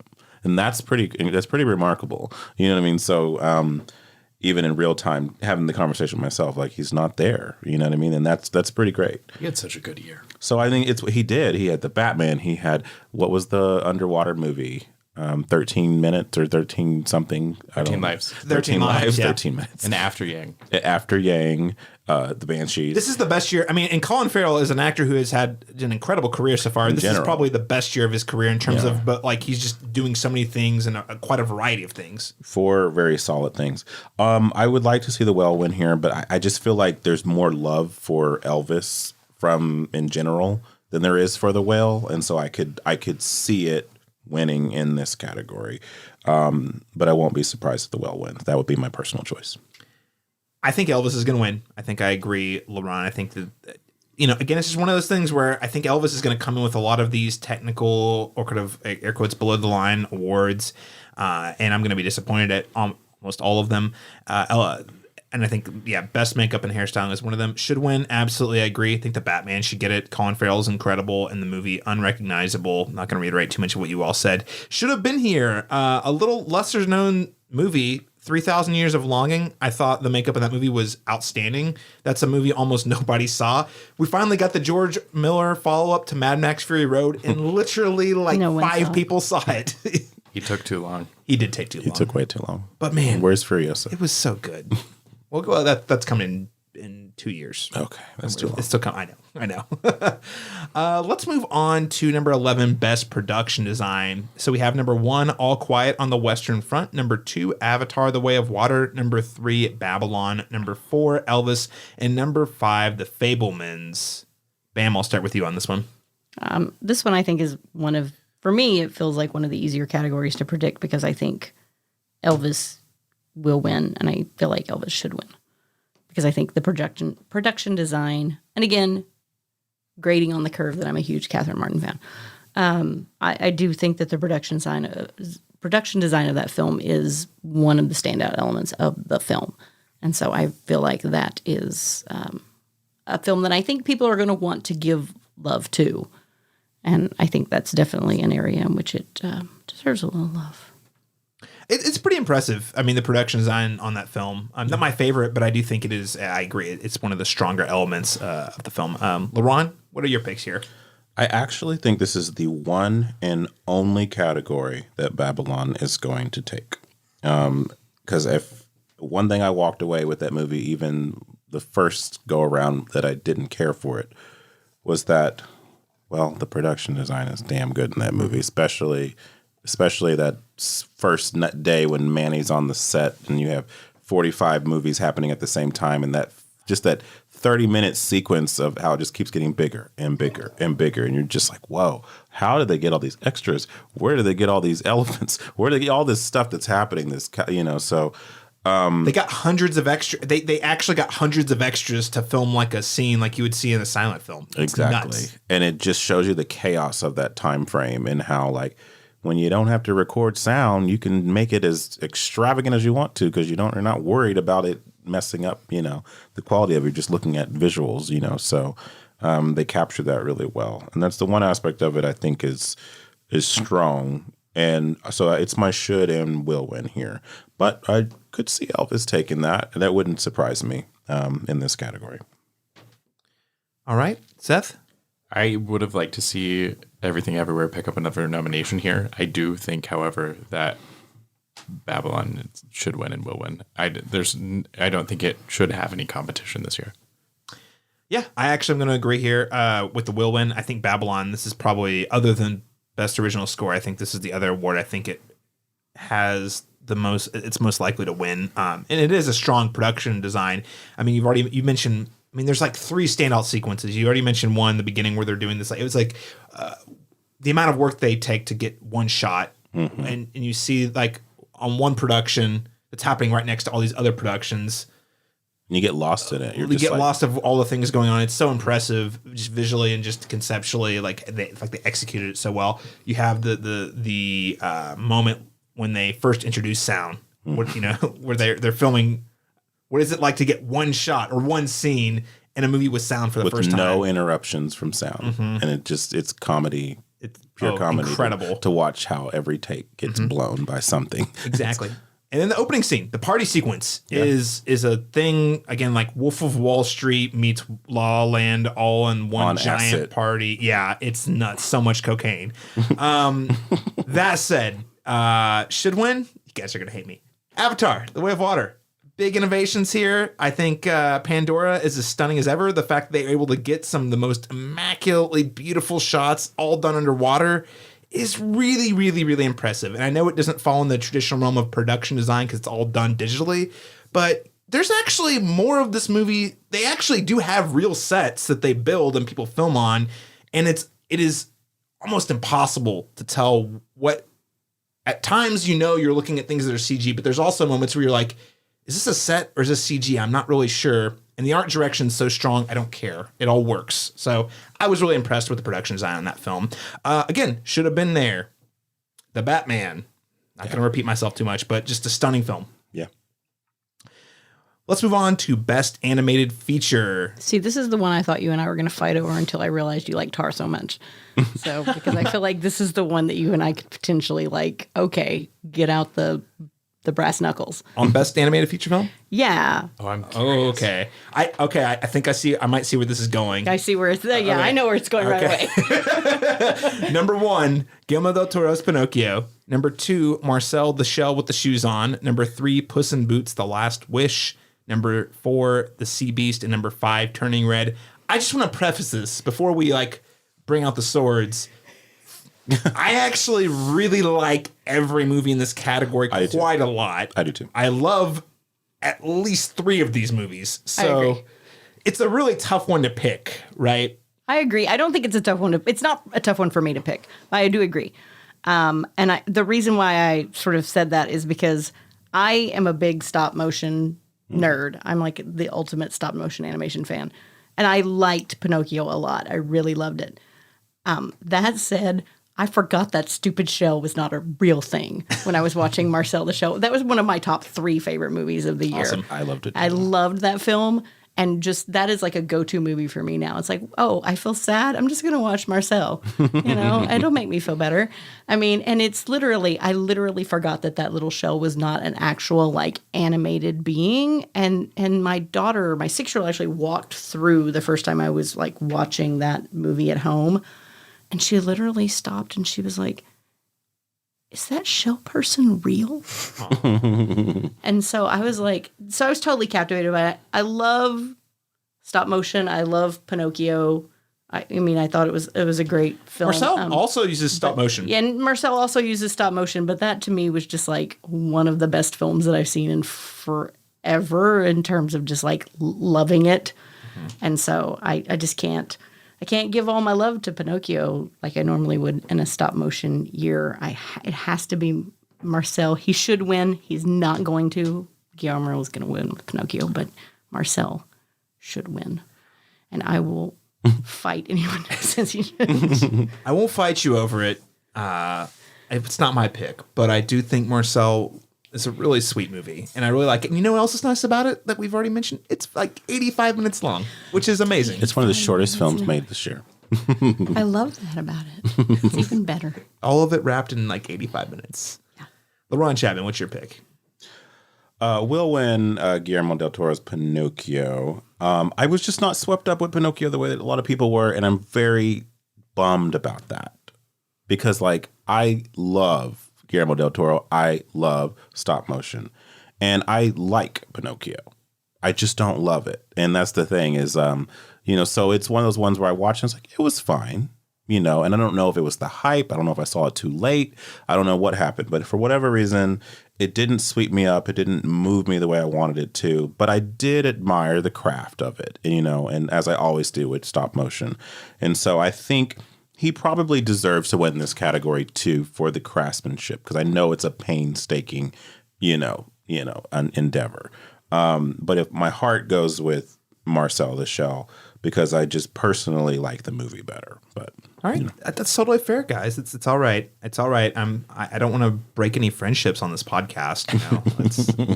I'm giving you Avatar. You're giving me Marcel. I feel like we're making compromises and we're being good people. Oh man, I am inadequate to talk about this category. I went back and looked. I watched 12 animated movies last year, and only one of them is in this category. And it's Pinocchio, so it's going to win, and it should win, as far as I know. I wanted to see Marcel. I don't know why I didn't see it. The freaking trailer made me cry. Yeah. But it was only playing in theaters in OKC for like 2 weeks. Mm-hmm. Like it's like the first week you're like, oh, that movie's here. Second week you're like, oh, I hope I can catch it. Third week you're like, oops, I missed it. Whoop, yeah, it's gone. When we had to vote on, like, when it came to this category, I'm like, what the hell do I put? I'm like, because I'm like looking through my phone. I'm like, DC League of Super Pet. What the hell is this? I saw Puss in Boots. Admittedly, I saw Puss in Boots like a week ago. So like, and I did like it quite a bit. It was actually surprisingly way better than it should have been. Well, and I quite like Turning Red. I thought that was great. I mean, it was incredible. Why did it turn everybody out? It's because it's about women's menstrual cycles. Yes, I'm telling you, can't talk about those things. She said, not here. Women talking. Barely here. the Woman King not here. What does all these movies have in common? They have women in the titles, and it just seems and women behind the camera and stories about women, which is a big turnoff for apparently Academy a voters. surprising A number of Academy voters. I also think percentage of Strange humans. World should have been here. I don't like it more than the other nominees, but I do like that movie. Well, I also haven't seen them. I like the Sea. I was actually happy that the Sea Beast snuck in here. I think Sea Beast is low key like one of the best anime movies ever produced on Netflix. I think so too, and it's just strange. I'm happy that it got here, but I did not think. I was surprised that they called that over many other categories. Yeah, I do think to your point though. So my favorite one actually is Guillermo. I mean, I'm not gonna beat a dead horse, but Guillermo del Toro's Pinocchio. I do love Guillermo del Toro. And I'm very tired of seeing us recycle the same stories over and over again, specifically the way Disney's utilized it. So to see another director say, I'm going to tell a Pinocchio story, but it's going to be a fundamentally different take. I'm all for that. Fascist Italy. In fascist Italy. And have things to say, but also be, I wouldn't say kid-friendly, young adult friendly. I don't know. My 6-year-old saw it. She adored it. Did she? Oh, okay. That's good to hear. Of course, I think you grade on a curve of like the original Disney Pinocchio was terrifying. Yeah. And it made me cry when I was a little kid. So I'm like, okay, when she just begged to see it. She wanted to see it so badly. The imagery of it just really, she just really wanted to see it. And I was like, that's what I said to myself. I said, well, it can't scare her as much as the original Disney Pinocchio scared me. I mean, it literally made me wet my pants. So. Well, and the new Disney one is terrifying in a different way. There were 2 Pinocchios that came out this CG year. was so bad. One is better, the less. other one. And also, again, Tom Hanks, what the heck's going on this year, man? But, Man Called Otto for the win. He's trying some new things. He is. No. Some of I them didn't working. see it actually, so I don't know. Well, I guess I'll say this. There's a little hint of person, and I won't get into it, but, there was loss in my household experienced a couple of times last year, and I just happened to see the movie within that window. So some of the themes about, appreciating the people in their life for who they are while they're there really hit me deeply at the beginning and the end, and then I think somewhere in the middle too. So there's definitely some personal bias with what I brought to the movie that really, a movie I was already super excited for a variety of reasons. It hit extra hard for me. That said, I love Turning Red. It is criminal with a capital C that it was not in theaters. I am so mad about it. And Lightyear, which I also thought was fine, but Turning Red was a superior film. I love to see the Sea Beast in this category. Puss in Boots was way better than it had any right to be. And Marcel the Shell was probably among the most innovative in this category for sure, and heartwarming. So all around, very strong category. I don't think I would swap out any of these movies, but if there was a 6th nominee, Phil Tippett's Mad God. I mean, come on. The story doesn't make sense. It doesn't need to. It's an experience. It's a vibes stop motion movie. And I did quite appreciate my time with Phil Tippett's Mad God. And what you were saying, it was a really strong year for animation. I mean, I think Wendell and Wild could definitely have come in here, and I would not have been mad about it. So What was... I can't remember. Apollo, was it Apollo 1.5? Oh my gosh. Yeah, Why a isn't Richard that Linklater on movie. here? Yeah. That movie didn't. And okay, listen, I will tell you, that movie didn't catch on. And I know this because I didn't watch it, and I love Richard Linklater, but it just like the trailer looked interesting, but it didn't captivate me. And it came out at a busy, I think during the summer, if I'm not mistaken, and just. I've yet to see it, but I've heard fantastic things though. So I've not seen it either. Oh man. Now we have we're leaving this with a list of things to watch. Let's move on to our next category, Best Visual Effects. Number 1, we have All Quiet on the Western Front. Number 2, we have Avatar: The Way of Water. Number 3, we have The Batman. Number 4, we have Black Panther: Wakanda Forever. And number 5, we have Top Gun: Maverick. Brandy, what do you pick for this category? It's a little hard with this category since not having seen Avatar, because I really feel like visual effects is probably the strength of that film. But I do feel like this is a category where you're going to see Top Gun win the day. I think there's a strong likelihood that there's an upset for Top Gun to win over Avatar. And I like Avatar a lot. So, I don't know. Seth, what do you think? I think Avatar will and should win, but I would not be upset about Top Gun. LaRon? Same. I think it should and will win here. I will throw you a bone. It deserves this one. but I would not be mad if Top Gun won this category or Batman. Honestly, I'd be happy with either one of those. I would argue the Batman is the best use of the volume technology that we've seen on the big screen so far. Why? Because I didn't realize very large sections of that movie were filmed on the volume until way after the movie came out. And I was like, wait, that was done on the volume? Whereas most movies with the volume, you can clearly tell that they were very lazy in how they used the technology. Will win. I'm going to pick Avatar. I do think there's a higher than 50% chance that Top Gun Maverick also sweeps this just because of how well it deployed practical effects. And the fact that, Tom Cruise is his own special effect. He learned how to fly these jets in pretty impressive ways in a very short period of time. I also want to call out, should have been here, Jordan Peele's Nope. His visual effects in that movie were top notch. The house, Raining Blood. That's all I'll say. Just very, very impressive overall. Agreed. Score was good in that. That movie deserved more love. I got shut out, so clearly at least in the love. text. You know what I mean? I get that it's the more divisive of the Peele movies, and I happen to love it a lot, but some people don't, and I get that. But on the tech levels, there were 3 or 4 nominations easily that could have been in these categories for sure. And me, I like the movie, and it's appreciated since I've seen it. But that was not even in my top 15, I don't think. Or no, it definitely was in my top 10, and I still think it deserved some real appreciation here. With that said, though, let's move on to Best Documentary Feature. This might be one of the categories I'm least equipped to talk about. Number 1, All That Breathes. Number 2, All the Beauty and the Bloodshed. Number 3, Fire of Love. Number 4, A House Made of Splinters. And number 5, Nalvani. I hope that's how you say it right. Laron Chapman, what is your pick here? I have surprisingly seen 4 of these. I have not seen A House Made of Splinters, only because I don't think it's been made available for me to watch. But All That Breathes is on HBO. I saw All Beauty and the Bloodshed, and that is my favorite to win in this category. But if I'm going off of the guilds and what's been shown the most love all Oscar season, it's been Navali. So I'm going to say that's probably the one to win in this category. And I think it's a fine film. It's not my favorite amongst the 4 that I watched. So, yeah, I haven't seen that one yet, so I'm curious. Liked Fire of Love quite a bit too. I think that one's the one I feel like in terms of the mainstream that people have seen the most, probably because it's on Disney Plus. Seth, what are your picks for this one? I don't care. I loved Goodnight Oppie and Bad Axe, and neither of them are here. Bad Axe fucked me up. Yeah. And it was so relevant, and I don't know. I also like Goodnight Oppie a lot. That was I cried. I was like, and I didn't watch it on a big screen. I watched it while I was getting ready in the morning, and then I watched on my way to work, which is not safe. But it was good. It was really good. I think Navalny's going to win. I would like to see All the Beauty and the Bloodshed win. Yep. Brandy?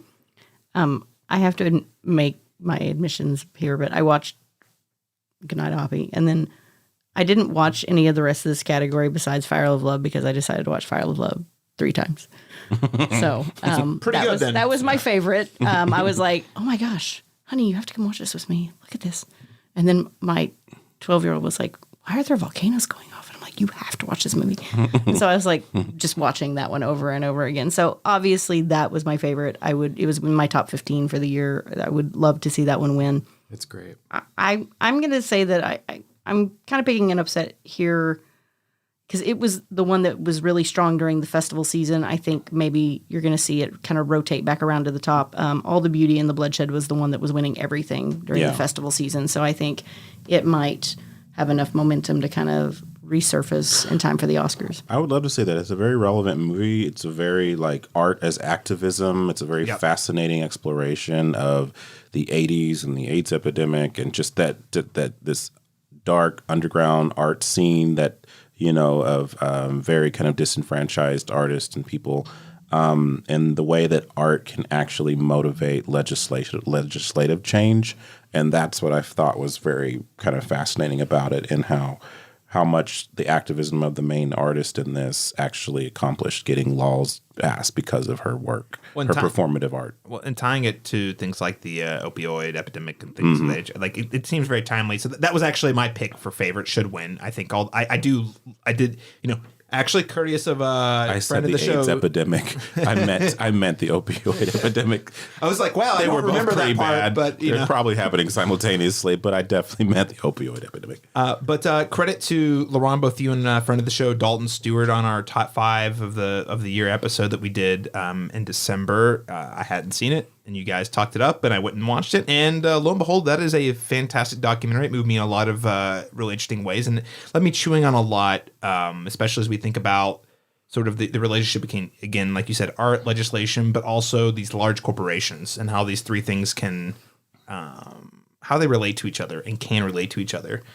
That said, I think Fire of Love is the most populous choice here. I feel like it's the one that has the most momentum in terms of, I think people have seen this one. Our Academy voters have probably seen this one again. Accessibility is a big part of that. So I think that's going to win.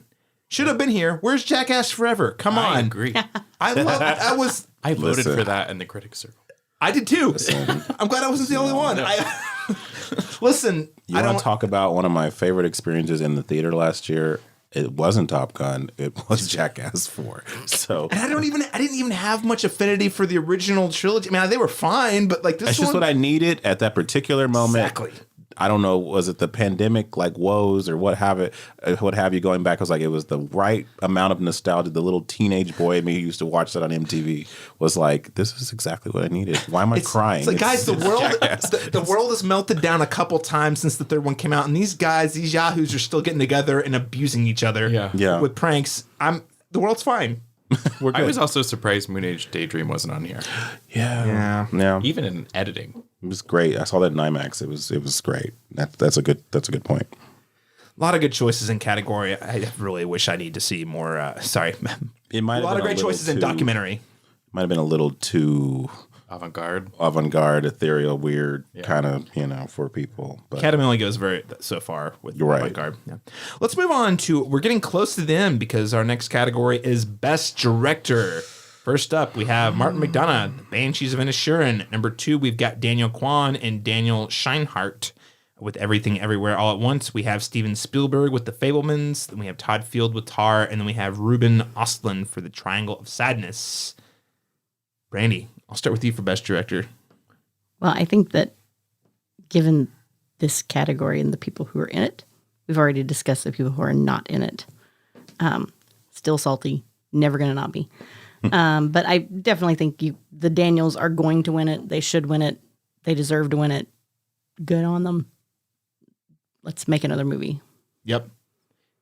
If you had told us 2 years ago that the directing duo who made Swiss Army Man, a movie I liked, but you would never in any way ever associate with, Academy, would their next film would sweep the Oscars and they would almost certainly win Best Director, I would have laughed at you in the face. Yeah. But yet, I think you're right. It's almost undisputable. I'll do you one better. They directed, what was the music video, Turned Down for What? Turned Down for What? Remember that really stupid song in the 2000s? It's a great music video. And when you watch it, you're like, that makes so much sense. This was the start of the weird, quirky genius that they kind of created with that those directors made are likely going to win Best Picture and Director. So that's exciting. Yeah. I don't know. Seth, we'll go to you. The Daniels. I think Steven Spielberg has a small chance. I think that Gina Prince Bythewood should be here. I also would. There's like 3 people I would take out of this category, maybe 4. Everyone but the Daniels, kick them out. I mean, there's at least 2 people I would take out of here. Yeah. Laron Chapman. Yeah, I think the Daniels are taking this. I would have said before I watched the Directors Guild, and because the Daniels did win there, and that was a very surprising win, because that was where if Steven Spielberg had any shot in hell to win, it was going to happen there, and it didn't happen there. And historically, what wins there wins in this category, like 8 out of 10 times. So I think if you're a betting person, the Daniels should win here. And they're my choice to win here too. It's a good celebration of independent films and how these two quirky little dudes who made a movie that on paper probably sounds ridiculous, and it has struck a chord culturally, and it is like it's generational, it's appealing to young people, old people, different demographics, different ethnic groups. It's just the movie for everyone, everywhere, all the time.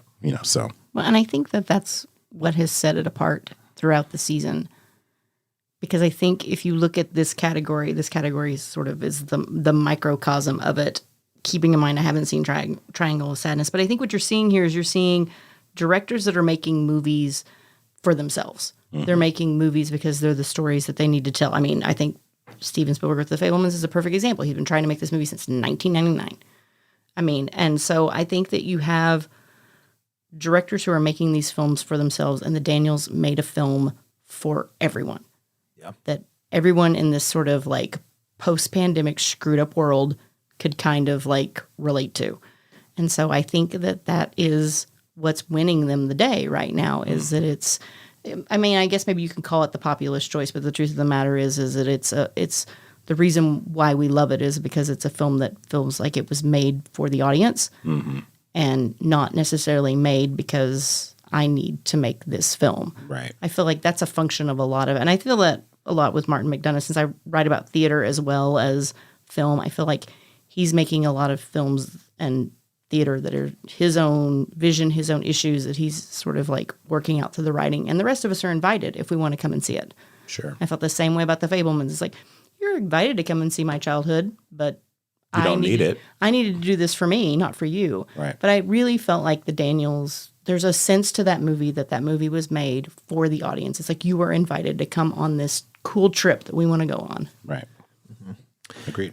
Yeah, I think that's well said. I agree with you. Will win, should win the Daniels. Not much more to add to it than that. I guess, Seth, if I was just to add to your point, I would definitely take out Spielberg and Todd Field. Again, and I like Tar. And I think people just, my understanding is that the Academy really likes Todd Field too, I guess. But I mean, in the direction is solid, but I mean, listen, we needed Sarah Polley in here for sure. There were some options here for the Women King. I also really wanted to see, again, this is the RRR fandom coming out. I thought it would have been really cool to see SS Rajamouli get a nominee. And listen, again, I'm not saying I think there's other people who would take precedent, but if you're gonna pick a legacy filmmaker to put in this category, James Cameron was pushing the envelope quite a bit more than Steven Spielberg. That's all. I'm just saying, 14 years is a very impressive feat. Again, there's other people. Those are the two men I would put there. But again, I think there's actually other women who should be there first. So just a lot of other better options for this category, in my opinion. But let's move on to the acting categories. Best actor in a supporting role. Number 1, we have Brendan Gleeson for The Banshees of Inisherin. Number 2, we have Brian Tyree Henry in Causeway. Number 3, Judd Hirsch in The Fabelmans. Number 4, Barry. Oh man, I found out I was saying his Keoghan. Thank you, Barry Keoghan for The Banshees of Inisherin, and Ki Hu Kwan for Everything Everywhere All at Once. Seth, what is your pick here? Ki Hu Kwan is going to take it, and he should. But I'm also really happy that Brian Tyree Henry is here. I thought that was going to get overlooked, and I thought he was incredible, and he's incredible in Atlanta. Yes. And Joker, and I didn't like that movie, but I think he's good in everything, and I'm glad he's getting some recognition. I would have loved to see Brad Pitt here, too. Yeah, I think he's one of the standout elements in Babylon for sure. And he's like, I think we've talked about this, Laron. I liked it a lot better on second view. Yeah, it's Brad Pitt or Leo are like the only two people who could have played that role, and it meant what it means in the context of that movie. The veteran actor who's lost his magic and like, oh, people aren't paying attention to me anymore. He grappled with that really well. I also would love to see Adam Sandler do that. Oh man. Yeah, that would be great. Adam Sandler just needs to do more actual acting. He's so good at it whenever he decides to do it. When he tries, when he's when he shows up. Yeah. Bam, what is your pick here? I think you have to go with Ki Hu Kwan for it. I mean, it's that Super Bowl thing, right? It's the story. I mean, the performance is fantastic. I don't want to like diminish it in any way, but the story is the best story going this season. I think that you could very easily make the argument for Barry Keoghan. because that was the one piece of acting that probably just leveled me the most, the scene with Carrie Condon. I mean, I think that it was probably one of the scenes that left me in the floor more than maybe any other scene or a lot of scenes. It was one of the most memorable scenes I think I saw in film this year or this past year. So I think you could make an argument for that, but I just don't think you're going to overcome. I don't think in the acting categories in general, it's going to be very hard to overcome the Everything Everywhere All at Once group. I think at this point they're kind of competing against themselves. Literally in some of these categories. Really. Yeah. Laron Chapman? Yeah, I think Ke Huy Quan is the should and will win in this category. If there's anything of all the 24 categories of the Oscars that is a lock for me, it's that. That is the one I'm like, I will bet my mom's kidneys on that category. He's winning that category. Sorry, Mom. Hopefully he wins. It's like, but Laron's got a lot riding on this show. I got a lot riding on the on the 16th category here. But I would have swapped out Judd Hirsch for Paul Dano. I think there was just so much more there. I love Judd Hirsch's scene, but like Paul Dano was doing a lot more, and I understand it's nuanced, and people don't really respond to that unless you're, Frances McDormand in Nomadland, but like in general, like that gets overlooked, nuance. I'm so glad you mentioned that because the man has never gotten his due. No, and he's a character actor, so for him to be playing such a great low director. key, yes, oh yeah, I worked in that movie, Wildlife, yeah. But yeah, and I am very happy to see Brian Tyree Henry in here. Causeway actually made my number 5 this year, best films of the year. It's a small movie, but it just connected with me. I love movies, 2-person films. I love just 2 people just working through their shit together. Like that just speaks to me on an emotional level. And I just thought he was so remarkable in that. And I was like, he'll never get a nomination for this, but man, it would be nice if he did. When they called his name, I screamed at my TV. So I was very happy with that. But yeah, this is Ke Huy Quan's. Ke Huy Quan's going to win this, and he deserves it. And I love, as you mentioned, the story is even better than the performance, and the performance is spectacular. So, and everyone wants to hear his speech. Absolutely, I can't wait to see his tears so that I can cry. He's going to get. I've watched like all 8 of his speeches that he's already given, and I'm going to cry like a baby when he gives this one too. That it's just a powerful story, and man, and just to see this guy who basically had given up. Come back, go all the way to the top, and then like be able to stand there toe to toe with his heroes, the people who we worked with as a kid. That's just very inspiring. Very inspiring. And so are his speeches so far, and I'm sure he's going to give an amazing one. This is a tough category because other than Judd Hirsch, I really like all these performances. And again, Judd Hirsch is fine. Yeah. He's Judd Hirsch. We've seen it. He's great. We love him at The Thing. Who he's else? fantastic at The Thing, and The Thing really adds a lot to The Fabelmans. It adds a lot to most of the things that he's in. Yes, I don't want to diminish what he adds. Yeah, but it's one of those like it's another like Spielberg nomination. You're like, okay, well, we've seen this guy do The Thing, and he's really good at The Thing, right? Right. I would have loved to have seen Woody Harrelson for Triangle of Sadness. Also, total curveball. This never would have been nominated, but if I was picking a Best Supporting Actor for as a wild card, Ethan Hawke in The Black Phone. I thought he was fantastic. Would never be actually nominated, but if I were picking the awards for Best Supporting Actor, that would be on there. I have not seen that film, but I'm a Gen Xer, so I'm never going to say no to Ethan Hawke. I say another actor who has not gotten his due properly. If he didn't get it for First Reformed, and we won't get into that. No. Because that's the 17th podcast. Or Before Sunrise. Or before any of the 3 of those movies. Then, yeah. But yes, he was good in The Black Phone and a very I would have menacing liked to see Mark Rylance.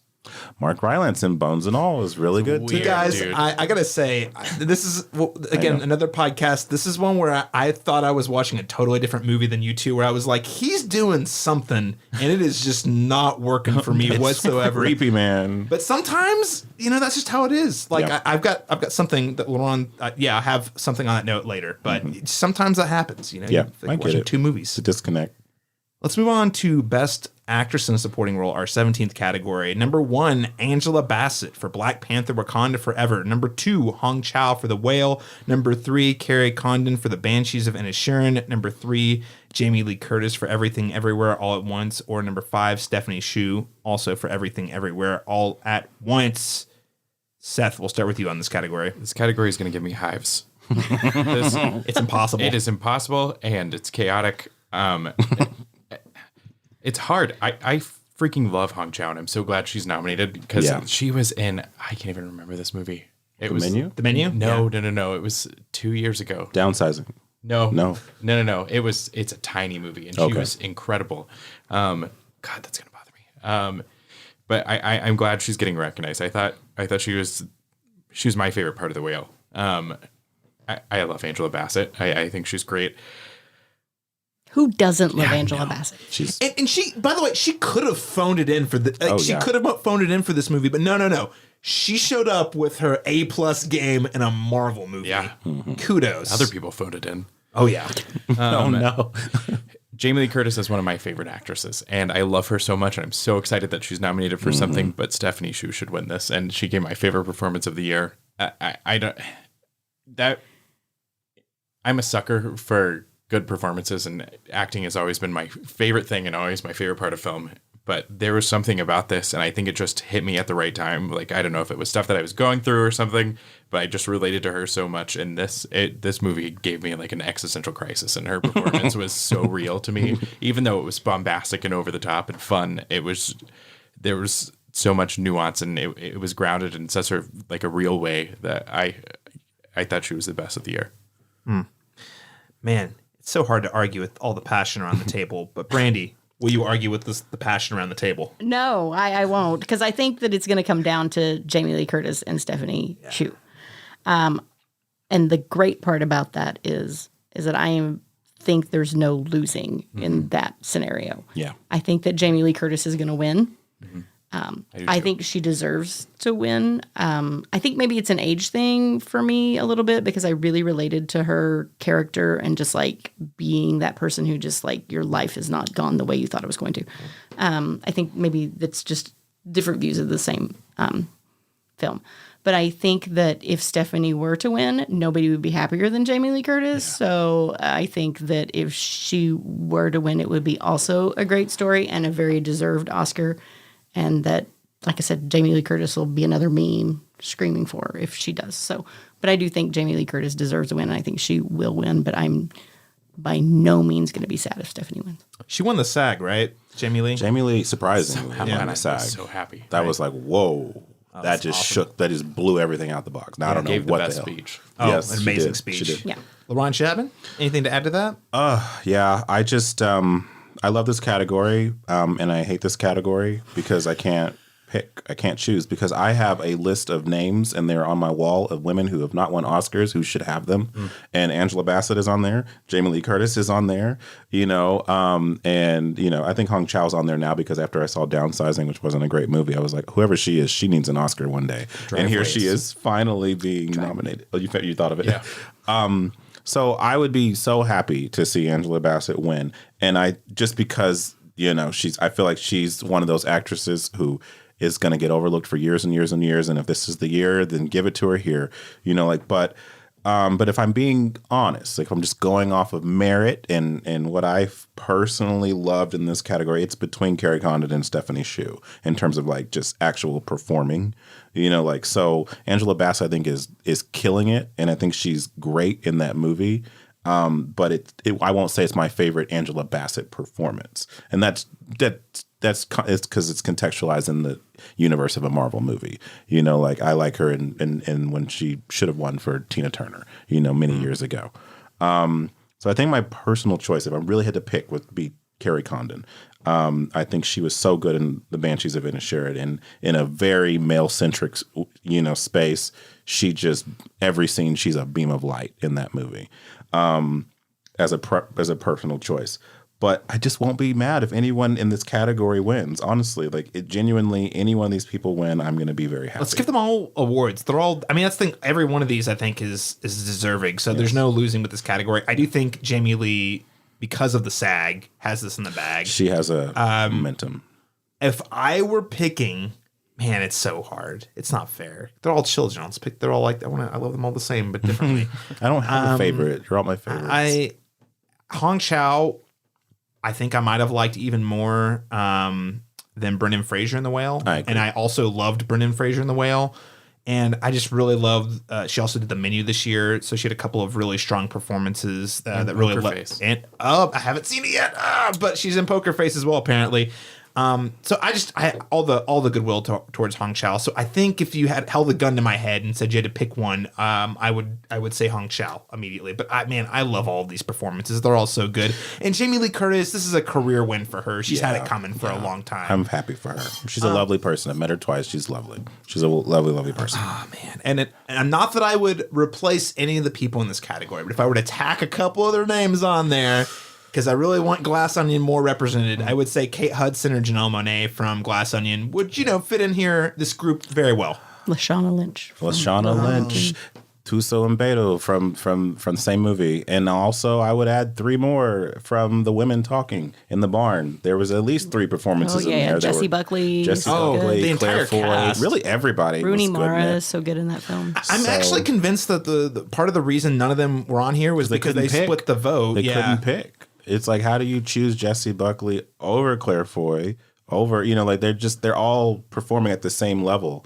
And so it's like they're getting the same votes. So no one actually gets enough votes to get in the category. So. Also, the blonde lady who played the assistant director in Babylon. She was really so good. fucking good. Yeah, she was really good. I need to look up. I totally spacing on her name. I think I've seen her in some other. I see her his face, wife? but Maybe. possibly. It's possible. Okay, let's move on because we are going so long over. But it's the Oscar show. I should See, we can't even edit our show. The Oscar show will go over too. So Best actor in a leading role. We have number 1, Austin Butler for Elvis. Number 2, Colin Farrell for The Banshees of Inisherin. Number 3, Brendan Fraser for The Whale. Number 4, Paul Mescal for Aftersun. Or number 5, Bill Nighy for Living. Man, Bill Nighy, I love him. I'm just so glad to see him here. I'm not going to pick him, but I'm glad he's here. Golly, I'm glad he's here. I don't know. Bam, I'll start with you on this category. the one that I think should win and would love to see win, who I know will not win, is Colin Farrell. I'm a big Colin Farrell fan, and this is somebody that I feel like Hollywood tried to do the dirty on. They tried to make him a leading man and put him in a bunch of just garbage, and he sort of muddled through that for a short period of time and then just found his way. And found his way with Martin McDonough to a large extent. But I think he is so good in this movie, just incredibly good in this movie. And so I would love to see, and I also think it's kind of a career award too. I mean, it's like you overcame that sort of Hollywood trap and now you're killing it and you've been in so many good things this year. You just deserve it. There's no way he's going to win, but in my headcanon, he wins. Yeah. I think that it's going to come down to Austin Butler, I can't even say his name, or Brendan Fraser, and I'm just wondering if maybe the Lisa Marie momentum doesn't sort of like kick him over the top. Yeah. Oh, yeah, you're right. I hadn't even considered that. That's a really good point about the. Yep. Oof. I feel like I just sucked all the energy out of the room. Sorry, guys. No, you're right. That was something I totally overlooked, right. but I actually think is an honor to the Elvis family. Yeah. And I really don't want Austin Butler to win, but I think you've got a good point. I think there's a very high likelihood that could push him over. That's enough to push him past the Brendan Fraser return narrative, which is also a very powerful story, by the way. Yes, don't disagree. Seth, I don't know. What do you think? I'm afraid that I put that Austin Butler was going to win, and then I kept going back and forth. I to your point, I agree, and I think that's a big possibility. But Brendan Fraser, his speech was fantastic, I thought, for the most part at the SAG Awards, and he just elevated material that was so terrible and just so manipulative and should have been directed by Robert Zemeckis. And just to be, since we're full disclosing, I did not watch this movie because I literally couldn't watch this movie. I was like, no. You don't need to. Nope. It's fine. I think it's really. I so wanted to do it for movie. Brendan so bad, but I can't. Yeah. It's hard to get through, but he is incredible in it, and I think he does absolutely the most that he or anybody else could have done. But I'm afraid it's going to be Austin Butler. I would not be upset if it was Colin Farrell, but Brendan Fraser I think is going to win. I mean, he did get the SAG, which is a strong indicator. Laron, where do you come down on this one? It was Brendan Fraser all year, and then Austin Butler was like taking, they're duking it out in all the Guild Awards, and then Brendan kind of I feel like it's swung back in his favor at the last minute here. Now I don't know. I feel like Austin Butler, like you mentioned, I didn't put that factor into it, but the one thing I think that's working against him is he is young and he will be back. And I think they have a tendency to give career wins to actors more so than they do the ingenue or the new shiny object. And I think maybe Jennifer Lawrence got one though. That is true, but it was her second nomination though. She didn't win for Winter's Bone, when that was the first one. So I feel like Austin Butler's is his first nomination. It's the first time a lot of people are even hearing of him. So I look at it as like, give him the nomination, he will be back. He's obviously a good actor.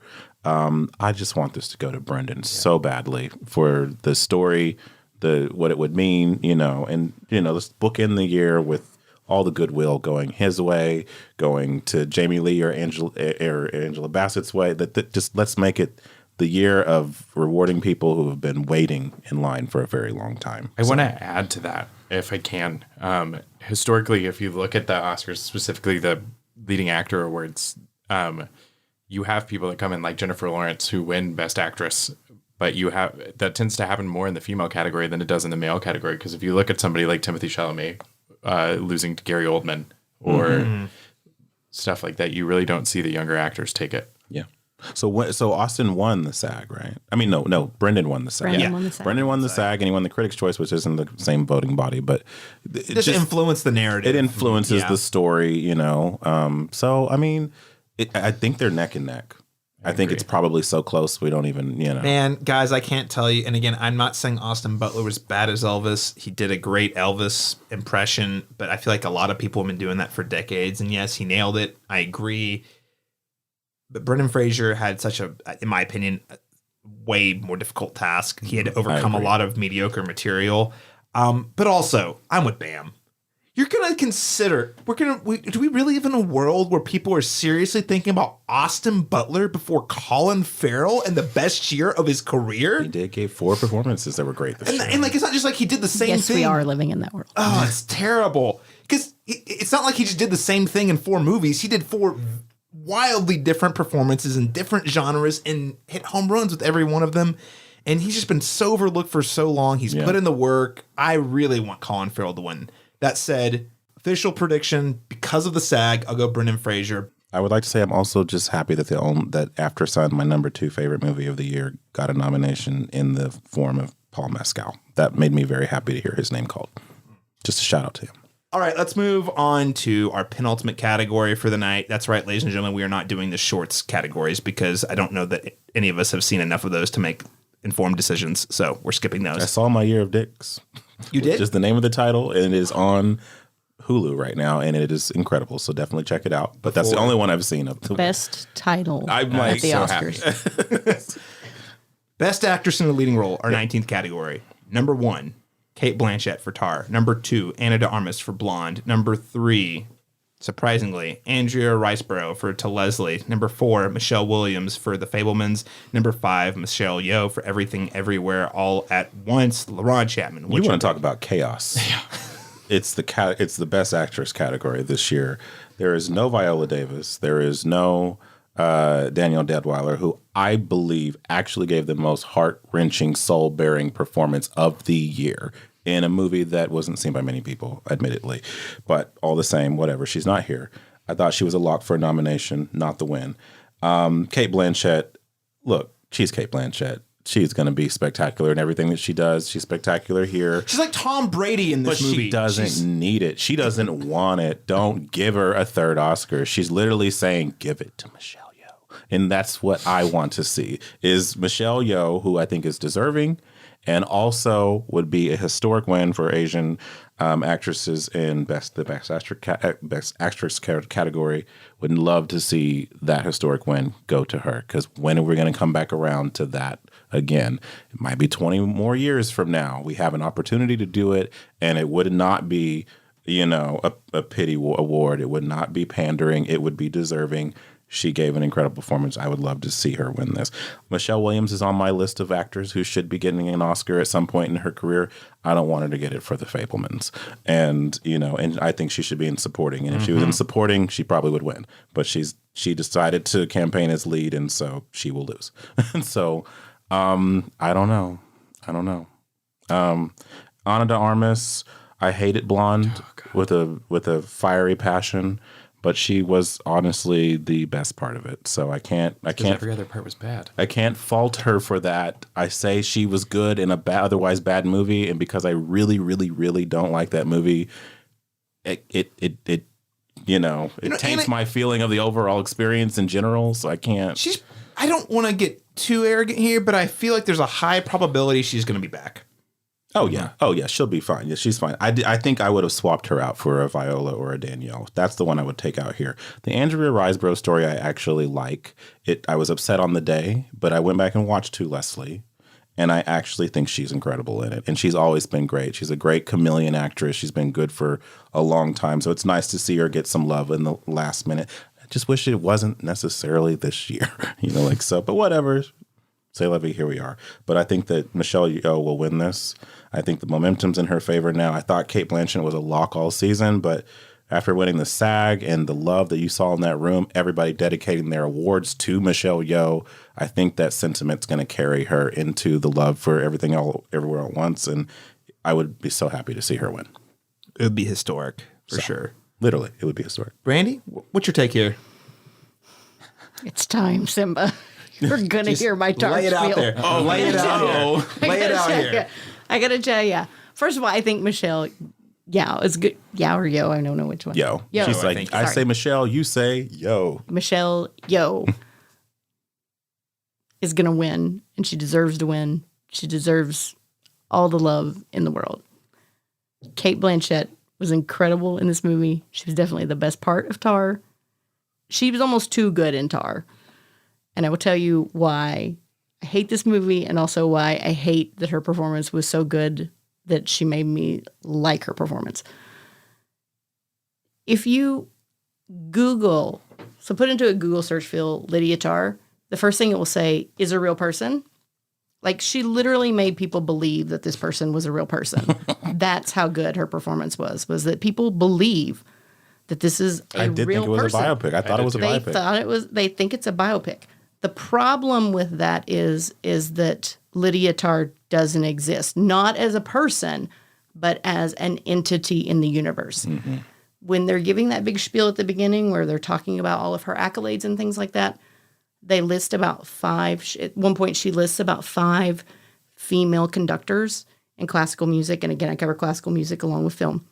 Those are literally the 5 classical conductors working on a high level in classical music. There's only 5.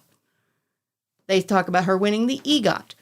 The person that they mostly think she's based on, Marin Alsop, the conductor that, by the way, hates this movie because they based it largely after her, and she's never been accused of anything like sexual misconduct, but they took every other part of her life to make the character. She's been nominated for 4 Grammys, and she's been nominated for an Emmy, but she's not even close to an EGOT. There is no woman working in classical music that is even approaching what this character achieves, but yet there's half a dozen high-profile men who are classical conductors that lost their jobs between 2017 and 2020 because of Me Too. So the fact that it's so hard for women to break through as conductors on a high level in classical music, and that literally no woman, if you're going to put this movie as a exploration, as what Cate Blanchett and Todd Field has said, an exploration of a person in power being corrupted by their power, there is no woman in classical music that has that power. There never has been. It has not happened. It's a fable. And so it's not even a reality that exists. So philosophically, I have such a problem with this film because literally no woman has that power in classical music at all. But yet, Placido Domingo lost his job during Me Too. He got fired from the LA Opera after 20 years because 20 people accused him of sexual misconduct. So there's tons of these stories in classical music about men. So is your qualm that this should have been a male character? I think that it's not even a subject worth discussing. Like I said, as if you're going to explore it as an exploration of power, no woman has ever achieved that level of power in classical music. It's not even possible at this point. So to present it as I'm just exploring it as an idea is incredibly disingenuous, I think, and incredibly damaging because no woman has ever gotten there, and it's hard for women to get there. It's really hard. There's only about 5 that have ever gotten there, and none of them have ever achieved mainstream success. They're not household names. That's why people think Lydia Tarr is a real person. But people are like, wow, is this Lydia Tarr a real person? Should I know her name because she's achieved all these things? No, because no woman has ever achieved all those things in classical music, ever. And so I have a problem philosophically with this film. From a filmmaking perspective, it is an hour and 10 minutes before anything happens in this movie that is not building up Lydia Tarr to, again, a fable. She doesn't exist. You see all of these things that she's doing that no woman has ever done in classical music. Living in that place, getting to do all those things. No woman's ever done that. No woman has ever gotten a chance to do that. So it makes me angry because she's so good in the film, but at the same time, the film is just based on such a flawed idea. And it's so damaging to women who have such a hard time making it in that field already. That just makes me mad. Okay. So I love the performance because I think she's totally all in to the point that she makes you believe this is a real person with all of these flaws, with all of these crappy things that she does. But at the same time, she's practically like a Batman villain or a Dick Tracy villain at some point, but I did think that it was... the ending, I think, was cleverly done. I think there was a lot of things that you could say about the film. I definitely think you can't bash her performance, but I'm kind of mad that she decided to play it. I'm not going to spend our already very lengthy podcast. I just will say that's a very valuable perspective. I appreciate you sharing that because when you put it that way, the things I liked about that movie, I suppose, were not dependent on the gender. Yeah. So with that in mind, why not position it as a male, there are men who have achieved things like that. Sure. And have been knocked off their pedestal for reasons similar to that. Right. Yeah.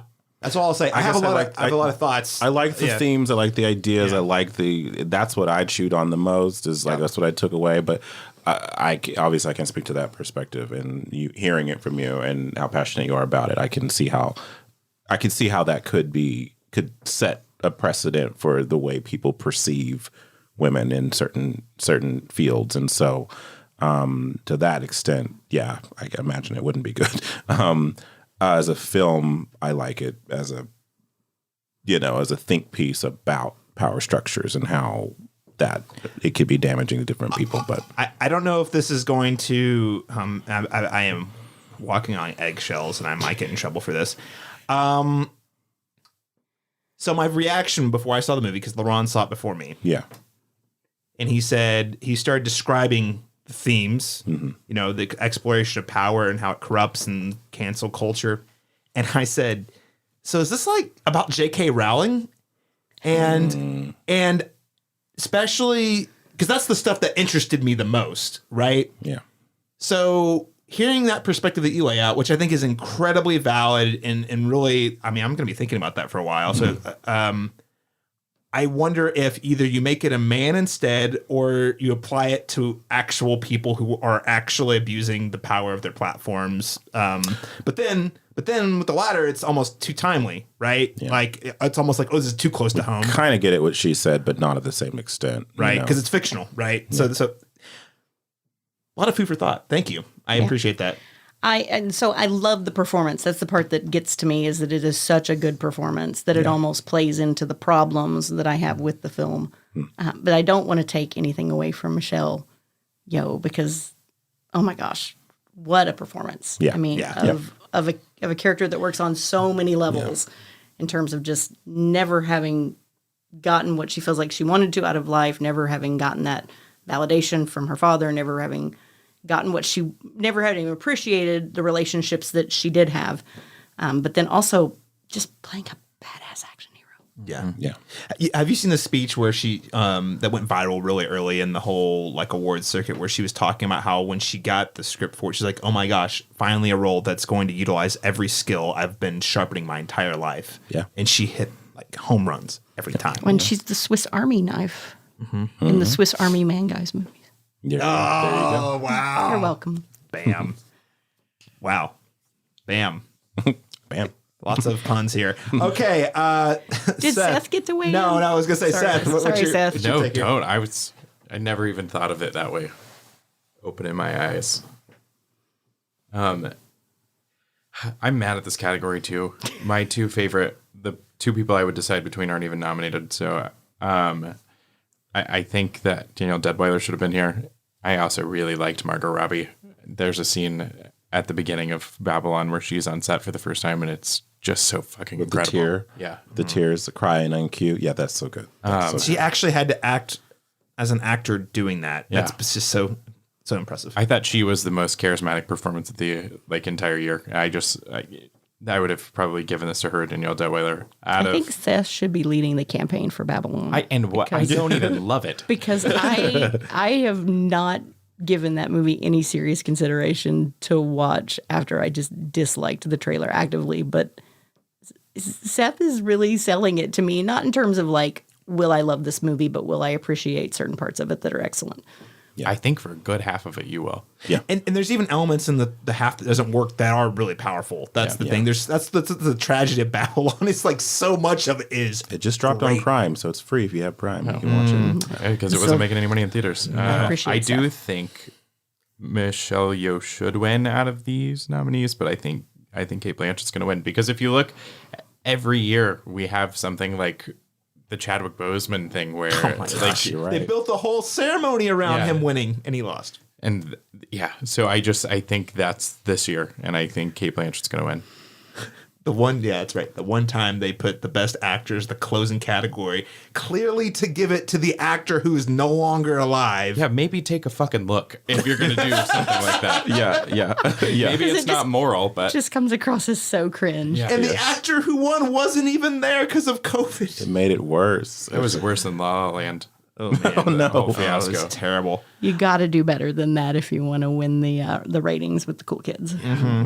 Nothing more to add. Michelle Yeoh, hands down, will win, should win. I feel pretty confident about that. I just a couple other names I want to throw out there that haven't been mentioned yet. Keke Palmer in Nope. I thought she was outstanding. I kind of initially was like, had her pigeonholed my head as a supporting actress. And I was like, no, she's the lead in that movie for sure.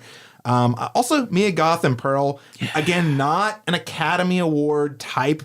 So good. I movie? disagree, but not. No. The not one- performance. yeah. The performance is great. You would never see a movie like Pearl. Yeah. You know, it's associated with horror, low budget from Ty West. The performance is incredible, and I think that movie is incredible. But that would have been another one that I just think was deserving of the Best Actress in the Leading Role nomination. So, all right, ladies and gentlemen, we have made it after more than 2 hours of discussion. We are at the Best Picture category here. So the nominees are, as a reminder, number 1, All Quiet on the Western Front. Number 2, Avatar: The Way of Water. Number 3, The Banshees of Inisherin. Number 4, Elvis. Number 5, Everything Everywhere All at Once. Number 6, The Fablemans. Number 7, Tar. Number 8, Top Gun Maverick. Number 9, Triangle of Sadness. And number 10, Women Talking. Bam, I'm going to let you do the honors to kick us off in this category. Who Thank wins? you. I appreciate that. Everything, everywhere, all at once wins, or we riot. Absolutely. Get ready. Knives at dawn. Does anyone disagree with that at this table? Are we all on the same page on will win, should win? No. Yeah. No? No. Okay. Okay, go ahead. Okay, go ahead, Seth. I'm sorry. I mean, I should win. Yes, we're all on the same page. I have no faith.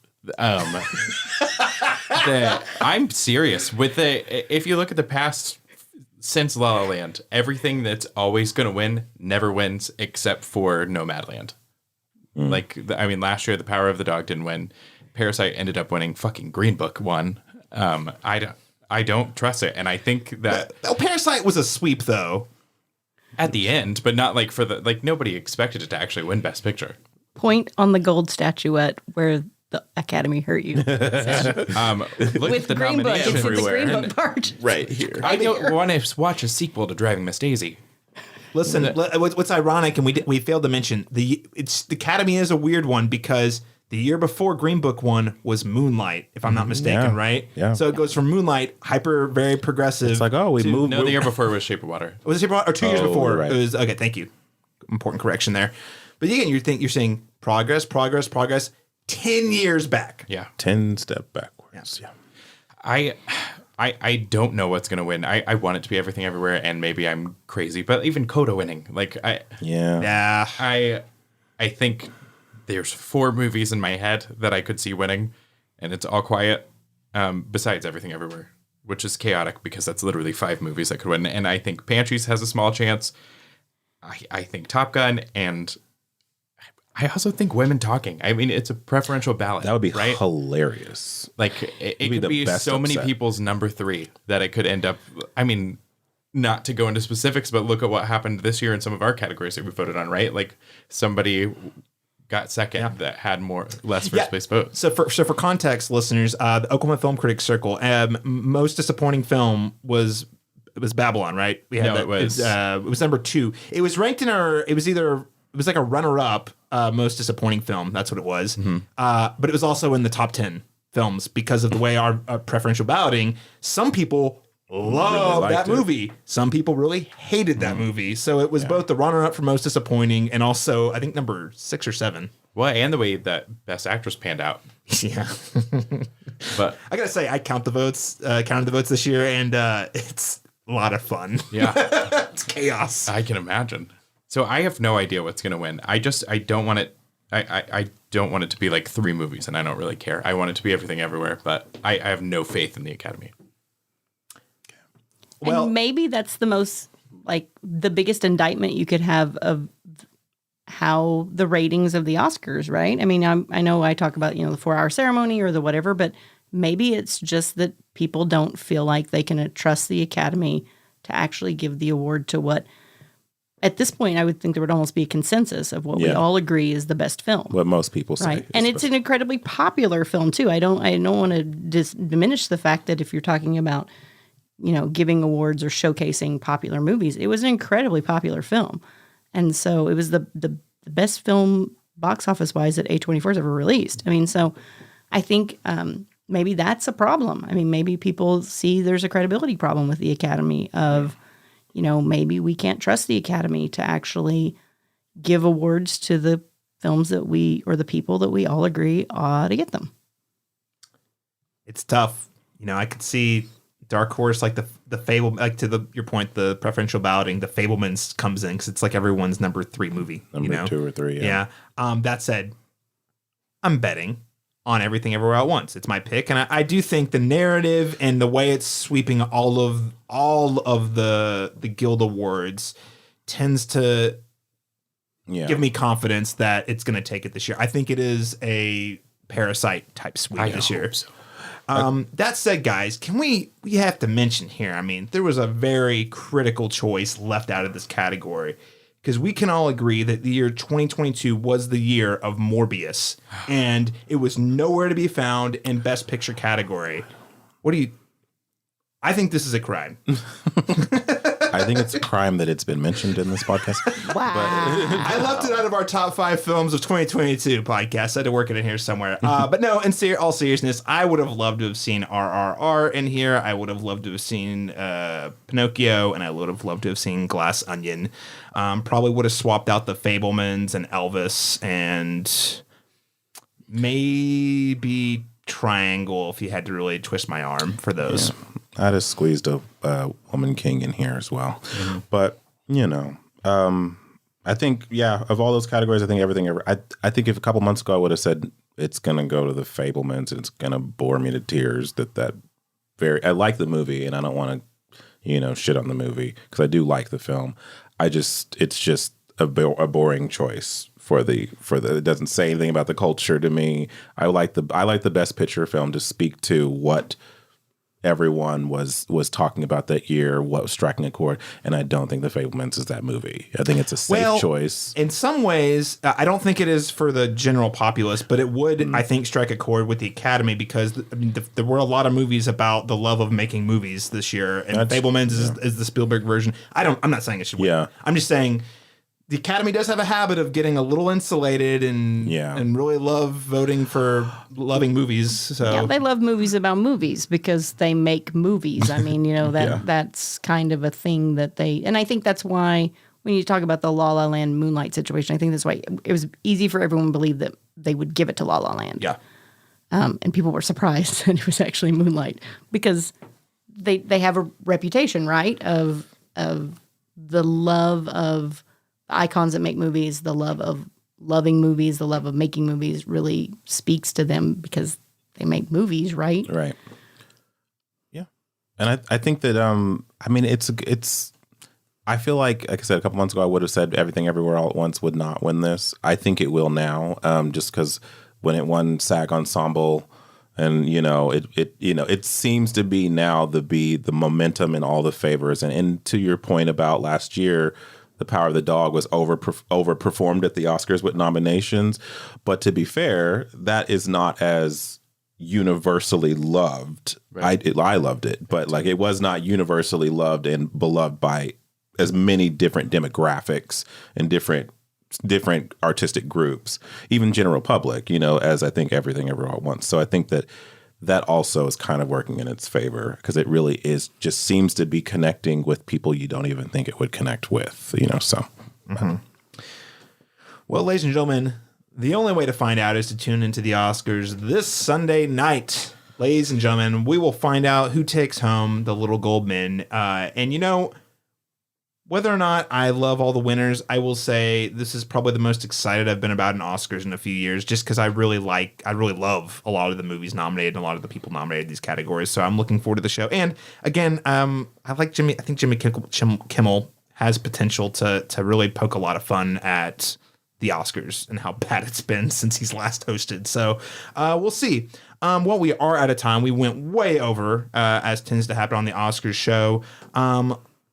Before we sign off today, I do want to give our listeners a chance to know where they can keep up with you and your work online. Firstly, Seth, I'll start with you, sir. Seth Stuart, Real Deal Podcast. Thank you so much for joining us today. Where can people follow you and your work online? You can follow me on Twitter and Instagram at SethStuart_, and you can find my website at therealdealpodcast.com.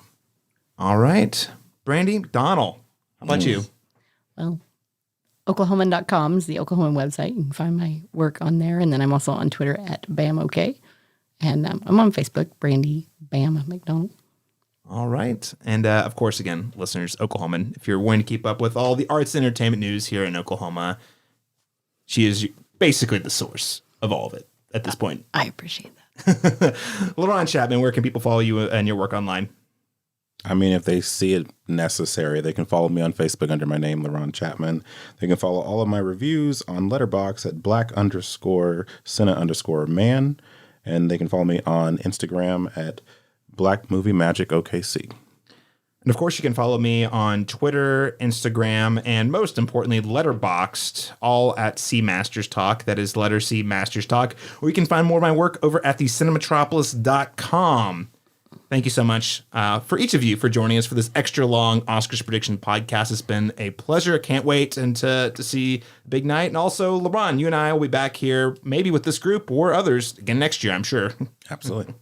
Listeners, we'll catch you again next time with a double feature review of Cocaine Bear and Creed 3. Until next time.